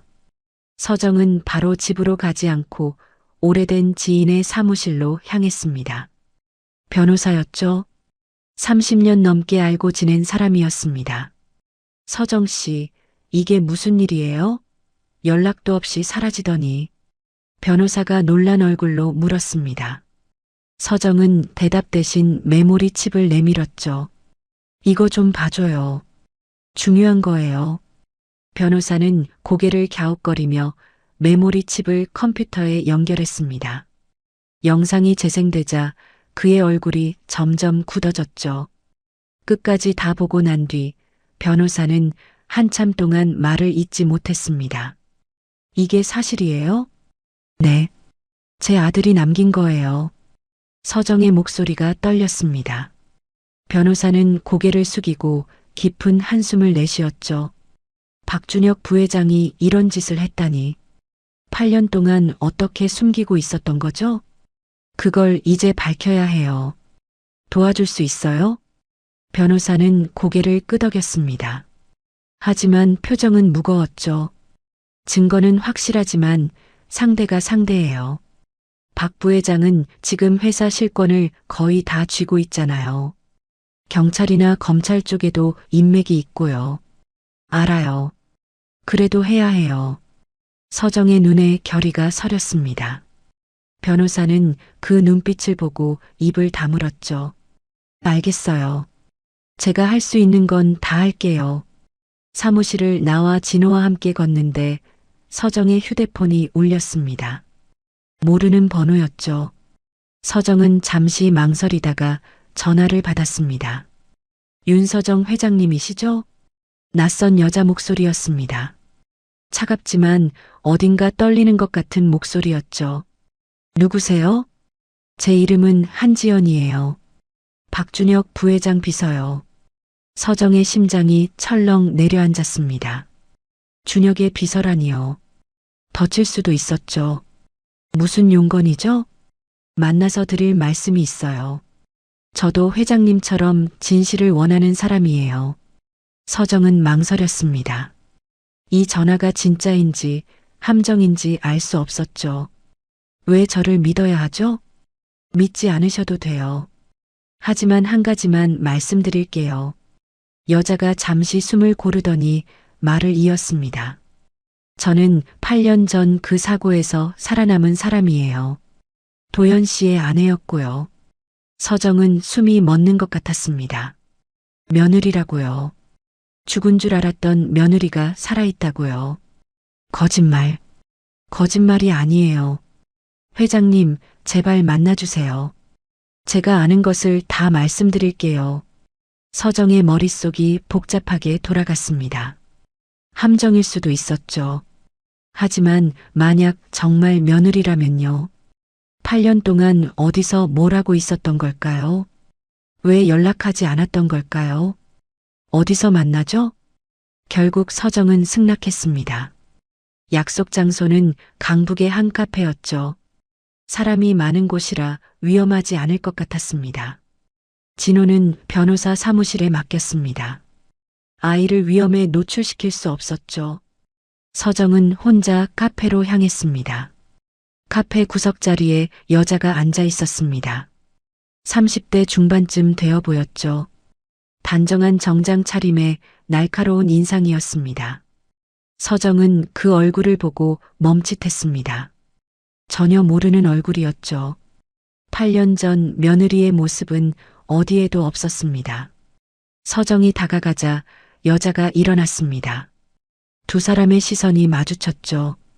회장님, 당신이 지연 씨라고요? 서정의 목소리에 의심이 가득했습니다.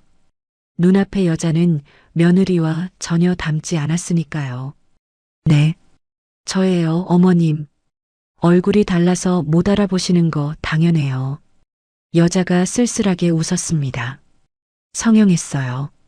완전히 다른 사람이 되어야 했거든요. 그래야 박준혁 곁에 있을 수 있었으니까요. 서정은 여자의 얼굴을 뚫어지게 바라보았습니다. 코도, 눈도, 턱선도 전부 달랐죠. 하지만 가만히 보니 눈빛만은 어딘가 익숙했습니다. 8년 전 며느리의 눈빛. 그 깊은 곳에 있던 무언가가 아직 남아 있었죠. 정말 내가 맞아? 서정의 입에서 자신도 모르게 반말이 나왔습니다. 믿고 싶은 마음과 믿을 수 없는 마음이 뒤섞여 있었죠. 네, 어머님. 저예요. 지연이 가방에서 무언가를 꺼냈습니다. 오래된 사진 한 장이었죠. 결혼식 날 찍은 사진이었습니다. 아들과 며느리가 환하게 웃고 있었죠. 이거 항상 갖고 다녔어요. 8년 동안 단 하루도 빠짐없이요. 서정은 사진을 받아들었습니다. 손이 떨렸죠. 사진 속 며느리의 얼굴과 눈앞의 여자 얼굴은 완전히 달랐습니다. 하지만 사진을 들고 있는 그 손가락의 모양은 똑같았죠. 도연이가 좋아하던 음식이 뭐였지? 서정이 갑자기 물었습니다. 시험하는 것이었죠. 김치찌개요. 어머님이 끓여주시는 김치찌개를 제일 좋아했어요. 항상 2그릇씩 드셨죠. 첫 데이트 때 뭘 했어? 한강에서 자전거 탔어요. 그런데 제가 넘어져서 무릎이 까졌는데 도연 씨가 없고 30분을 걸었어요. 병원까지요. 서정의 눈에서 눈물이 흘러내렸습니다. 그건 아들에게 직접 들은 이야기였죠. 아들은 그날이 인생에서 가장 행복한 날이었다고 했습니다. 정말 내가 맞구나. 서정은 며느리의 손을 잡았습니다. 차갑고 떨리는 손이었죠. 8년 동안 어디서 뭘 한 거야? 서정의 목소리에 원망이 섞여 있었습니다. 지연은 고개를 숙였죠. 죄송해요, 어머님. 연락드릴 수가 없었어요. 연락하면 저도 어머님도 위험해질 수 있었거든요. 무슨 소리야? 지연은 깊은 숨을 들이쉬더니 천천히 이야기를 시작했습니다. 그날 밤 저도 죽을 뻔했어요. 사고 후에 정신을 잃었다가 깨어나 보니 병원이었어요. 누군가 저를 구해서 데려간 거였죠. 누가? 모르는 사람이었어요. 하지만 그 사람이 알려줬어요. 사고가 조작됐다고요. 그리고 저와 아이가 살아있다는 게 알려지면 다시 노린다고요. 서정은 주먹을 꽉 쥐었습니다. 분노가 치밀어 올랐죠. 그래서 숨어 산 거야? 처음에는 그랬어요. 하지만 시간이 지나면서 생각이 바뀌었어요. 숨어만 있으면 안 되겠다고요. 진실을 밝혀야겠다고요. 지연의 눈에 도끼가 서렸습니다. 그래서 얼굴을 바꿨어요. 완전히요. 뼈를 깎고 코를 높이고 눈매까지 다 바꿨어요. 거울을 봐도 제가 아닌 것 같았어요. 하지만 그래야 했어요. 서정은 며느리를 바라보았습니다. 8년 전에 밝고 순수한 얼굴은 어디에도 없었죠. 지금 눈앞의 여자는 날카롭고 차가웠습니다. 8년이라는 시간이, 복수라는 목표가 그녀를 완전히 바꿔놓은 것이었습니다. 그렇게 해서 준혁이 곁으로 들어간 거야? 네. 비서로요. 8년 동안 그자 곁에서 증거를 모았어요. 언젠가 쓸 날이 올 거라고 믿으면서요. 서정은 할 말을 잃었습니다. 며느리가 8년 동안 그런 삶을 살아왔다니요. 복수를 위해 원수 곁에서 가면을 쓰고 살았다니요. 심지어 얼굴까지 바꾸면서요. 진호는? 아이는 어떻게 된 건지 알아? 서정이 물었습니다. 지연의 얼굴이 고통스럽게 일그러졌죠. 몰라요. 그날 밤 이후로 아이가 어디 있는지 전혀 몰랐어요. 죽었다고 생각했어요. 8년 동안요. 지연의 눈에서 눈물이 흘러내렸습니다. 서정은 잠시 망설이다가 입을 열었죠. 진호는 살아있어. 지연이 고개를 번쩍 들었습니다. 눈이 휘둥그레졌죠. 뭐라고요? 내가 찾았어. 시골 마을에서. 지금 서울에 데려왔어. 지연의 얼굴에 믿을 수 없다는 표정이 떠올랐습니다. 입술이 파르르 떨렸죠. 살아있어요? 우리 아이가 살아있어요? 응. 건강하고 씩씩하게 자랐어. 지연이 두 손으로 얼굴을 감쌌습니다. 어깨가 심하게 떨렸죠. 울음이 터져 나왔습니다. 8년간 참아왔던 감정이 한꺼번에 쏟아지는 것 같았습니다. 어머님, 정말이에요? 거짓말 아니죠? 거짓말 아니야. 내 손자야. 직접 확인했어. 지연이 테이블 위로 엎드려 울었습니다. 어깨가 들썩거렸죠. 주변 사람들이 쳐다보았지만 서정은 신경 쓰지 않았습니다. 그저 며느리의 등을 쓰다듬어 줄 뿐이었죠. 8년이에요. 8년 동안 아이가 죽은 줄 알고 살았어요. 지연이 흐느꼈습니다. 매일 밤 악몽을 꿨어요. 아이가 저를 부르는 꿈이요. 근데 살아있었어요. 우리 아이가 살아있었어요. 서정의 눈에서도 눈물이 흘렀습니다. 8년이라는 시간의 무게가 느껴졌죠. 이제 끝낼 때가 됐어. 우리 함께 진실을 밝히자. 지연이 눈물 젖은 얼굴로 고개를 끄덕였습니다. 네, 어머님. 이제 끝낼게요. 카페 창밖으로 해가 기울고 있었습니다. 긴 하루였죠. 하지만 아직 끝나지 않았습니다. 이제 진짜 싸움이 시작되는 것이었습니다. 서정은 휴대폰을 꺼내 무성이 준 번호로 전화를 걸었습니다. 신호음이 2번 울리고 누군가 받았죠. 최무성 씨 친구분이시죠? 저는 윤서정이에요. 도움이 필요해요. 무성의 친구는 예상과 전혀 다른 사람이었습니다. 서정은 서울 한복판의 고급 호텔 스위트룸에서 그를 만났습니다. 백발의 노신사였죠. 깔끔한 정장 차림에 온화한 미소를 띠고 있었지만 눈빛은 날카로웠습니다. 윤서정 회장님이시군요. 무성이한테 많이 들었습니다. 노신사가 손을 내밀었습니다. 서정은 악수를 하며 물었죠. 실례지만 어떤 분이신지 여쭤봐도 될까요? 노신사는 빙그레 웃었습니다. 저는 정태호라고 합니다. 예전에 금융 쪽에서 일했죠. 지금은 은퇴했지만 아직 아는 사람들이 좀 있어요. 금융 쪽이라는 말에 서정의 귀가 번쩍 뜨였습니다. 이 싸움에서 가장 필요한 게 바로 그쪽 인맥이었으니까요. 무성이가 전화로 대충 상황을 설명해 줬어요. 박준혁이라는 자가 8년 전에 사람을 죽이고 아이를 납치하려 했다고요? 네. 증거도 있어요. 서정은 메모리 칩의 영상 내용을 설명했습니다. 태호는 조용히 듣더니 고개를 끄덕였죠. 증거가 있다면 일이 쉬워지겠군요. 하지만 박준혁 정도 되는 사람을 잡으려면 한 방에 확실하게 쓰러뜨려야 해요. 그렇지 않으면 빠져나갑니다. 어떻게 해야 할까요? 제가 도와드리죠. 박준혁의 자금줄을 끊어버리겠습니다. 태호의 눈이 차갑게 빛났습니다. 그자가 해외에 숨겨둔 비자금 계좌가 있을 거예요. 제 옛 동료들이 그쪽을 파헤칠 수 있습니다. 동시에 국내 자산도 압류 신청을 넣고요. 서정은 놀랐습니다.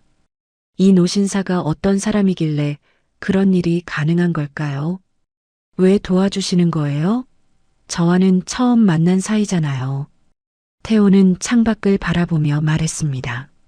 무성이가 부탁했으니까요. 그 친구가 8년 동안 아이를 지키며 살았다면서요? 그 친구답네요. 무성 씨와는 어떤 사이세요? 오래전에 함께 일한 적이 있어요.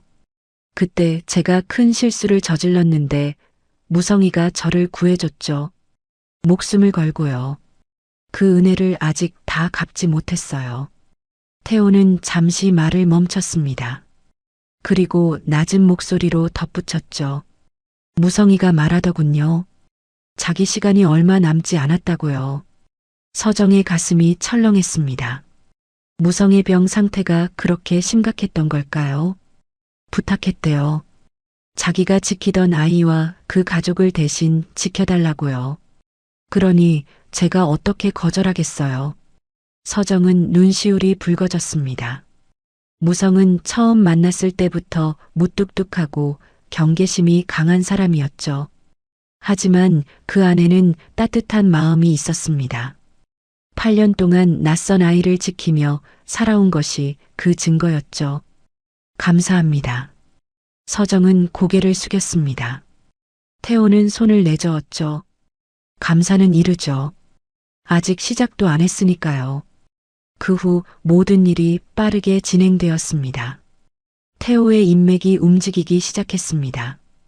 해외 금융기관들의 조회가 들어갔고 준혁이 숨겨둔 비자금 계좌들이 하나씩 드러났죠. 스위스, 케이맨 제도, 싱가포르 세 곳에 나눠 숨겨둔 돈이 수백억 원에 달했습니다. 동시에 검찰에도 고발장이 접수되었습니다. 살인교사, 증거인멸, 방화, 미성년자 유괴 시도, 죄목이 줄줄이 늘어났죠. 며느리가 8년간 모아온 내부 자료도 결정적이었습니다. 준혁의 불법 자금 흐름, 뇌물수수 기록, 그리고 8년 전 사고를 지시한 통화 녹음까지 모든 것이 한꺼번에 쏟아져 나왔습니다. 어머님, 이거 보세요. 며느리가 노트북 화면을 보여줬습니다. 준혁이 누군가와 주고받은 메시지 기록이었죠. 브레이크 라인 끊어. 확실하게. 아이는 어떻게 할까요? 데려와. 증거가 되면 안 돼. 서정은 화면을 보며 손이 떨렸습니다. 자신의 아들을 죽이라는 지시를 이렇게 가볍게 내렸다니요. 분노로 온몸이 부들부들 떨렸죠. 이 자료들 어떻게 구한 거야? 8년 동안 조금씩 모았어요. 준혁이 저를 믿었거든요. 충직한 비서라고요. 며느리의 목소리에 씁쓸함이 묻어 있었습니다. 매일 그자 얼굴을 보면서 웃어야 했어요. 커피를 타주고 일정을 관리하고 속으로는 죽이고 싶었는데요. 힘들었겠다. 서정이 며느리의 손을 잡았습니다. 며느리는 고개를 저었죠. 힘든 건 아무것도 아니었어요. 진실을 밝힐 수 있다면 뭐든 할 수 있었어요. 사흘 후 뉴스 속보가 터졌습니다. 대기업 부회장 박준혁 씨가 오늘 새벽 검찰에 긴급 체포되었습니다. 혐의는 살인교사와 증거조작, 그리고 불법 자금 운용입니다. 서정은 텔레비전 앞에서 그 뉴스를 지켜보았습니다. 옆에는 진호와 며느리가 함께 있었죠. 화면에 준혁의 얼굴이 나왔습니다. 수갑을 찬 채 검찰청으로 끌려가는 모습이었죠. 불과 며칠 전까지 회사를 쥐락펴락하던 사람이었는데 지금은 고개를 숙인 채 기자들의 카메라 세례를 받고 있었습니다. 얼굴이 창백했고 눈 밑에는 짙은 그늘이 드리워져 있었죠. 8년이야. 며느리가 나지막이 말했습니다. 목소리가 떨리고 있었죠. 8년 동안 기다렸어. 이날이 오기를. 서정은 며느리의 손을 잡았습니다. 차갑던 손이 이제는 조금 따뜻해진 것 같았죠. 고생했어. 어머님도요. 두 사람은 말없이 서로를 바라보았습니다. 8년이라는 시간이 두 사람 사이에 있었죠. 서로 알지 못한 채 각자의 고통 속에서 살아온 시간이었습니다. 시어머니는 아들을 잃은 슬픔에, 며느리는 복수의 칼날을 갈며 살아왔죠. 진호가 어머니의 손을 잡았습니다. 아이는 아직도 어색한 것 같았죠. 8년 만에 만난 엄마였으니까요. 게다가 얼굴도 완전히 달랐습니다. 꿈에서 들었던 목소리의 주인이 눈앞에 있는데 얼굴은 전혀 기억나지 않는 낯선 사람이었죠. 저기요. 진호가 조심스럽게 말했습니다. 며느리가 아이를 바라보았죠. 눈에 눈물이 그렁그렁 맺혀 있었습니다. 왜 진호야? 진짜 제 엄마 맞아요? 며느리의 얼굴이 일그러졌습니다. 아이의 질문이 가슴에 비수처럼 꽂혔죠. 성형으로 얼굴을 바꾼 대가였습니다. 자신의 아이조차 자신을 알아보지 못하는 것이요. 맞아. 엄마야. 며느리가 아이의 손을 꼭 잡았습니다. 얼굴이 달라서 못 알아보겠지? 미안해. 엄마가 나쁜 사람 잡으려고 얼굴을 바꿔야 했어. 진호는 어머니의 얼굴을 뚫어지게 바라보았습니다. 한참을 그렇게 보더니 작은 목소리로 말했죠. 눈은 똑같아요. 뭐? 꿈에서 봤던 눈이랑 똑같아요. 저 재워줄 때 내려다보던 눈이요. 며느리의 눈에서 눈물이 쏟아졌습니다. 아이를 꼭 끌어안았죠. 기억해? 엄마 눈 기억해? 조금요. 아주 조금이요. 그것만으로도 충분해. 엄마는 그것만으로도 충분해. 서정은 그 모습을 보며 눈물을 흘렸습니다. 8년 만에 만난 모자였죠. 얼굴은 달라졌지만 마음은 변하지 않았습니다. 어머니와 아들의 연결은 그 무엇으로도 끊을 수 없었죠. 그날 저녁 서정은 시골 마을로 전화를 걸었습니다. 무성에게 소식을 전하고 싶었죠. 여보세요. 무성의 목소리가 들렸습니다. 예전보다 더 약해진 것 같았죠. 숨소리도 거칠었습니다. 어르신, 저예요. 윤서정이요. 아, 윤 회장. 뉴스 봤소. 네. 다 끝났어요. 준혁이가 체포됐어요. 전화기 너머로 무성의 깊은 한숨 소리가 들렸습니다. 안도의 한숨 같았죠. 잘 됐소. 잘 됐어. 다 어르신 덕분이에요. 어르신이 8년 동안 진호를 지켜주셨잖아요. 나는 아무것도 안 했소. 그냥 숨어 살았을 뿐이요.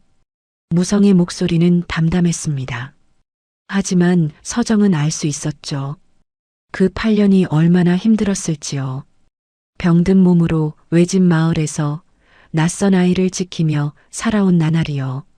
진호가 어르신 보고 싶대요. 몸 좀 나아지시면 서울로 오세요. 함께 살아요. 전화기 너머로 침묵이 흘렀습니다. 그리고 무성의 낮은 목소리가 들렸죠. 고맙소. 하지만 난 여기가 좋소. 이 마을에서 남은 시간을 보내고 싶소. 서정은 더 이상 말하지 않았습니다. 무성의 결정을 존중해야 했죠. 남은 시간이라는 말이 가슴에 걸렸지만 억지로 끌고 올 수는 없었습니다. 그래도 자주 연락할게요. 진호 목소리도 들려드리고요. 그러시오. 그의 목소리 듣는 게 요즘 유일한 낙이요. 전화를 끊고 서정은 창밖을 바라보았습니다. 서울의 야경이 반짝이고 있었죠. 8년 전에는 이 불빛들이 차갑게만 느껴졌습니다. 아들을 잃은 슬픔으로 모든 것이 무의미하게 보였죠. 하지만 지금은 달랐습니다. 손자가 있었고 며느리가 있었습니다. 다시 가족이 생긴 것이었죠. 서정은 조용히 눈을 감았습니다. 아들의 얼굴이 떠올랐죠. 환하게 웃던 얼굴이었습니다. 도연아, 봤지? 다 끝났어. 이제 편히 쉬어라. 준혁이 체포된 지 2달이 지났습니다. 재판은 빠르게 진행되었습니다. 증거가 너무 명확했기 때문이죠. 블랙박스 영상, 며느리가 모은 내부 자료, 그리고 태호가 밝혀낸 비자금 계좌까지. 준혁은 모든 혐의를 부인했지만 변명의 여지가 없었습니다. 결국 준혁은 무기징역을 선고받았습니다. 살인교사, 증거인멸, 방화, 미성년자, 유괴미수. 그가 저지른 죄는 너무나 무거웠죠.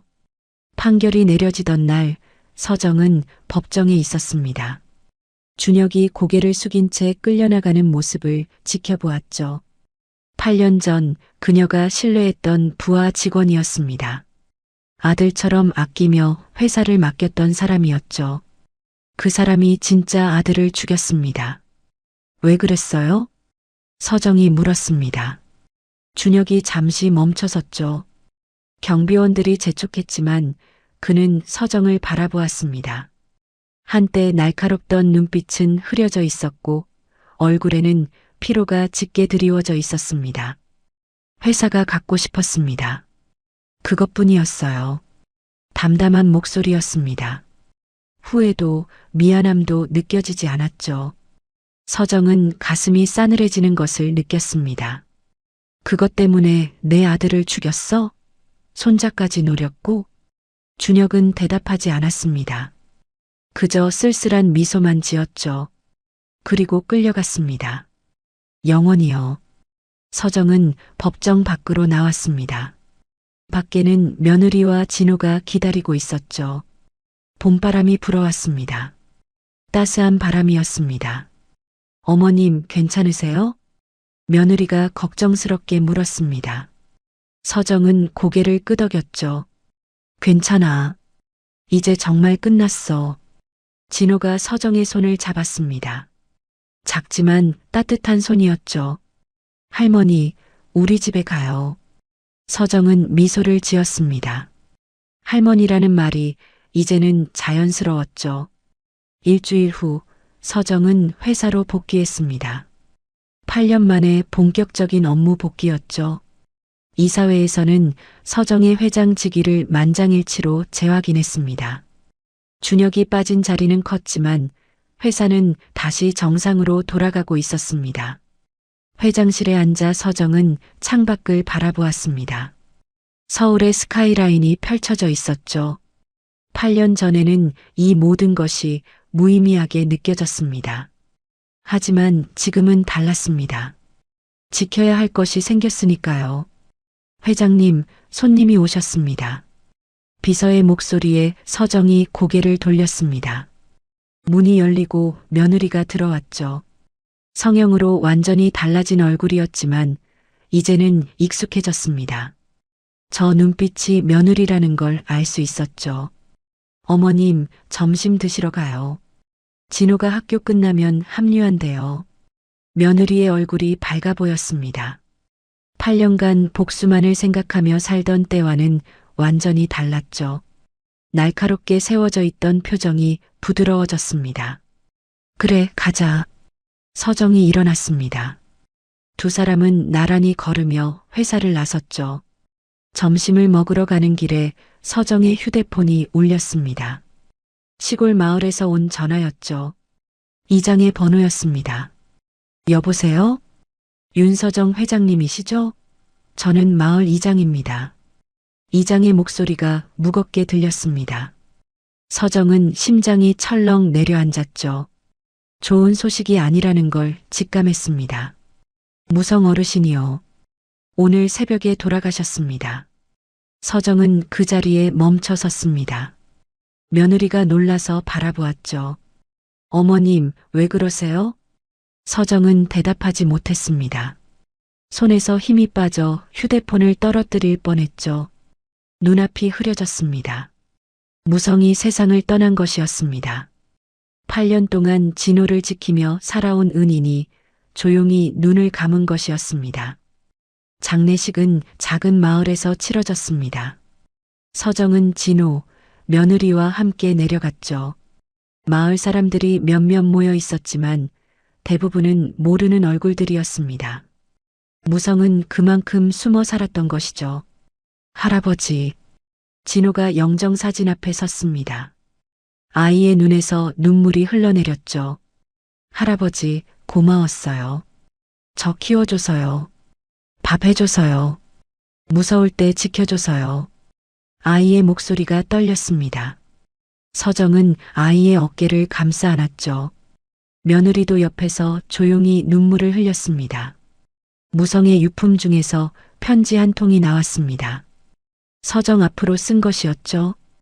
윤서정 회장님께 이 편지를 읽고 계시다면 저는 이미 이 세상 사람이 아닐 겁니다. 오래 살지 못할 거라는 건 진작부터 알고 있었습니다. 그래도 진호가 가족 품으로 돌아갈 때까지는 버텨야 했습니다. 8년 전 그 사고 현장에서 아이를 발견했을 때 저는 그냥 지나칠 수 없었습니다. 저도 예전에 가족을 잃은 적이 있거든요. 아내와 딸이었습니다. 화재로 잃었죠. 그때 아무것도 하지 못한 게 평생 한이었습니다. 이번에는 다르고 싶었습니다. 진호는 좋은 아이입니다. 밝고 씩씩하게 잘 자랐습니다. 제가 아픈 날이면 약을 챙겨주고 외로운 밤이면 옆에 앉아 있어 줬습니다. 그 아이 덕분에 8년을 버틸 수 있었습니다. 부디 사랑으로 키워주십시오.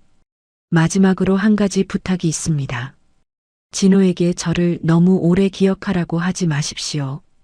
그냥 앞만 보고 살게 해주십시오. 과거에 얽매이지 않고요. 그동안 감사했습니다. 최무성 올림. 서정은 편지를 읽으며 눈물을 흘렸습니다. 무성은 끝까지 자신보다 진호를 먼저 생각했죠. 병든 몸으로 8년을 버틴 것도 마지막까지 편지를 남긴 것도 모두 이 아이를 위해서였습니다. 장례식이 끝나고 서울로 돌아오는 길 진호가 차창 밖을 바라보며 말했습니다. 할머니, 할아버지가 말했어요. 나중에 행복하게 살라고요. 그래. 뭐라고 대답했어? 알겠다고 했어요. 꼭 행복하게 살겠다고요. 서정은 아이의 머리를 쓰다듬었습니다. 무성이 바란 것도 바로 그것이었죠. 이 아이가 행복하게 사는 것. 1년이 흘렀습니다. 진호는 서울의 초등학교에 다니며 친구들을 사귀었습니다. 처음에는 어색해했지만 이제는 밝은 표정으로 학교에 다녔죠. 성적도 좋았고 친구도 많았습니다. 시골 마을에서 혼자 지내던 때와는 완전히 달라졌습니다. 며느리는 회사에서 일하기 시작했습니다. 서정의 권유였죠. 8년간의 잠입생활에서 얻은 경험이 의외로 도움이 됐습니다. 냉철한 판단력과 꼼꼼함으로 빠르게 인정받았죠. 어느 일요일 아침 서정은 진호, 며느리와 함께 아침 식사를 했습니다. 평범한 가족의 평범한 아침이었죠. 식탁에는 김치찌개가 올라와 있었습니다. 아들이 좋아하던 음식이었죠. 할머니, 오늘 같이 공원 가요. 진호가 말했습니다. 서정은 미소를 지으며 고개를 끄덕였죠. 그래, 가자. 며느리가 설거지를 하며 말했습니다. 어머님, 요즘 표정이 많이 밝아지셨어요. 그래. 글쎄, 나도 모르게 그렇게 됐나 보네. 서정은 창밖을 바라보았습니다. 햇살이 따사롭게 내리쬐고 있었죠. 8년 전 아들을 잃었을 때 서정은 세상이 끝난 줄 알았습니다. 살아갈 이유가 없다고 생각했죠. 하지만 지금 돌아보면 그 끝은 새로운 시작이었습니다. 할머니, 빨리요. 진호가 현관에서 신발을 신으며 재촉했습니다. 서정은 웃으며 일어났죠. 가자, 진호야. 세 사람은 함께 집을 나섰습니다. 햇살 아래 나란히 걷는 모습이 평화로워 보였죠. 할머니, 엄마, 그리고 아이. 8년 만에 다시 만난 가족이었습니다. 공원 벤치에 앉아 진호가 목에 걸린 펜던트를 만지작거리며 말했습니다. 비록 안에 있던 메모리 칩은 증거로 제출되었지만 펜던트 자체는 아이에게 돌려주었죠. 아버지가 남긴 유일한 유품이니까요. 아빠가 보고 있을까요? 진호가 하늘을 올려다보며 물었습니다. 서정은 아이 옆에 앉아 같은 하늘을 바라보았죠. 맑고 푸른 하늘이었습니다. 그럼 아빠도 무성 할아버지도 보고 있을 거야. 우리가 행복하게 사는 거, 저 행복해요. 진호가 환하게 웃었습니다. 그 미소가 아들을 닮아 있었죠. 나도 행복해. 서정도 따라 웃었습니다. 오랜만에 짓는 진심 어린 미소였습니다. 이 이야기는 복수의 기록이 아닙니다. 진실이 살아남은 기록입니다. 8년 동안 묻혀있던 진실이 마침내 세상에 드러났고 흩어졌던 가족이 다시 만났습니다. 누군가는 이것을 기적이라고 부를지도 모릅니다. 하지만 서정은 알고 있었습니다. 기적이 아니라 사람들의 의지였다는 것을요. 진실을 밝히려는 의지, 가족을 지키려는 의지, 그리고 끝까지 포기하지 않으려는 의지요. 무성은 8년을 버텼습니다. 며느리도 8년을 버텼죠. 그리고 진호도 8년을 버텼습니다. 그 시간들이 모여 오늘이 된 것이었습니다. 서정은 하늘을 올려다보았습니다. 구름 사이로 햇살이 쏟아지고 있었죠. 도연아, 고마워. 좋은 아이 남겨줘서. 바람이 불어왔습니다. 마치 대답하듯이요. 여러분, 오늘 이야기 어떠셨나요? 8년이라는 긴 시간 동안 숨겨진 진실이 있었습니다. 아들을 잃은 어머니의 슬픔, 남편을 잃고 복수를 다짐한 며느리의 눈물, 그리고 부모도 모른 채 자라야 했던 어린 손자의 외로움. 하지만 그 어둠 속에서도 희망의 불씨는 꺼지지 않았습니다. 낯선 아이를 8년 동안 지켜준 무성 어르신을 기억해 주세요. 아무런 대가 없이 병든 몸으로 오직 한 아이를 살리겠다는 마음 하나로 버텨낸 분이셨죠. 세상에는 아직 이런 따뜻한 마음을 가진 사람들이 있습니다. 이 이야기가 우리에게 전하는 메시지는 분명합니다. 가족은 결국 다시 만난다는 것, 진실은 반드시 밝혀진다는 것, 그리고 포기하지 않으면 길이 열린다는 것이죠. 혹시 지금 연락이 끊긴 가족이 있으신가요? 오해로 멀어진 자녀가 있으신가요? 아니면 마음속에 묻어둔 미안함이 있으신가요? 인생의 황혼에 서서 뒤돌아보면 결국 남는 건 사람입니다. 돈도 명예도 권력도 가져갈 수 없어요. 오직 사랑했던 사람들과의 기억만이 우리 곁에 남습니다. 아직 늦지 않았습니다. 서정 회장님도 60대에 손자를 찾았잖아요. 지금이라도 전화 한 통 해보세요. 만나서 밥 한 끼 먹자고 말해보세요. 내일이 있을 거라 생각하지 말고 오늘 표현하세요. 여러분도 혹시 다시 만나고 싶은 사람, 화해하고 싶은 사람이 있으신가요? 아니면 오늘 이야기를 보며 떠오른 가족이 있으신가요? 댓글로 여러분의 이야기를 들려주세요. 여러분의 한마디가 누군가에게 용기가 될 수 있습니다. 이 이야기가 마음에 와닿으셨다면 좋아요와 구독 부탁드립니다. 여러분의 응원이 더 좋은 이야기를 만드는 힘이 됩니다. 다음에도 따뜻하고 감동적인 이야기로 찾아뵙겠습니다. 오늘도 건강하시고 사랑하는 사람들과 행복한 하루 보내세요. 감사합니다.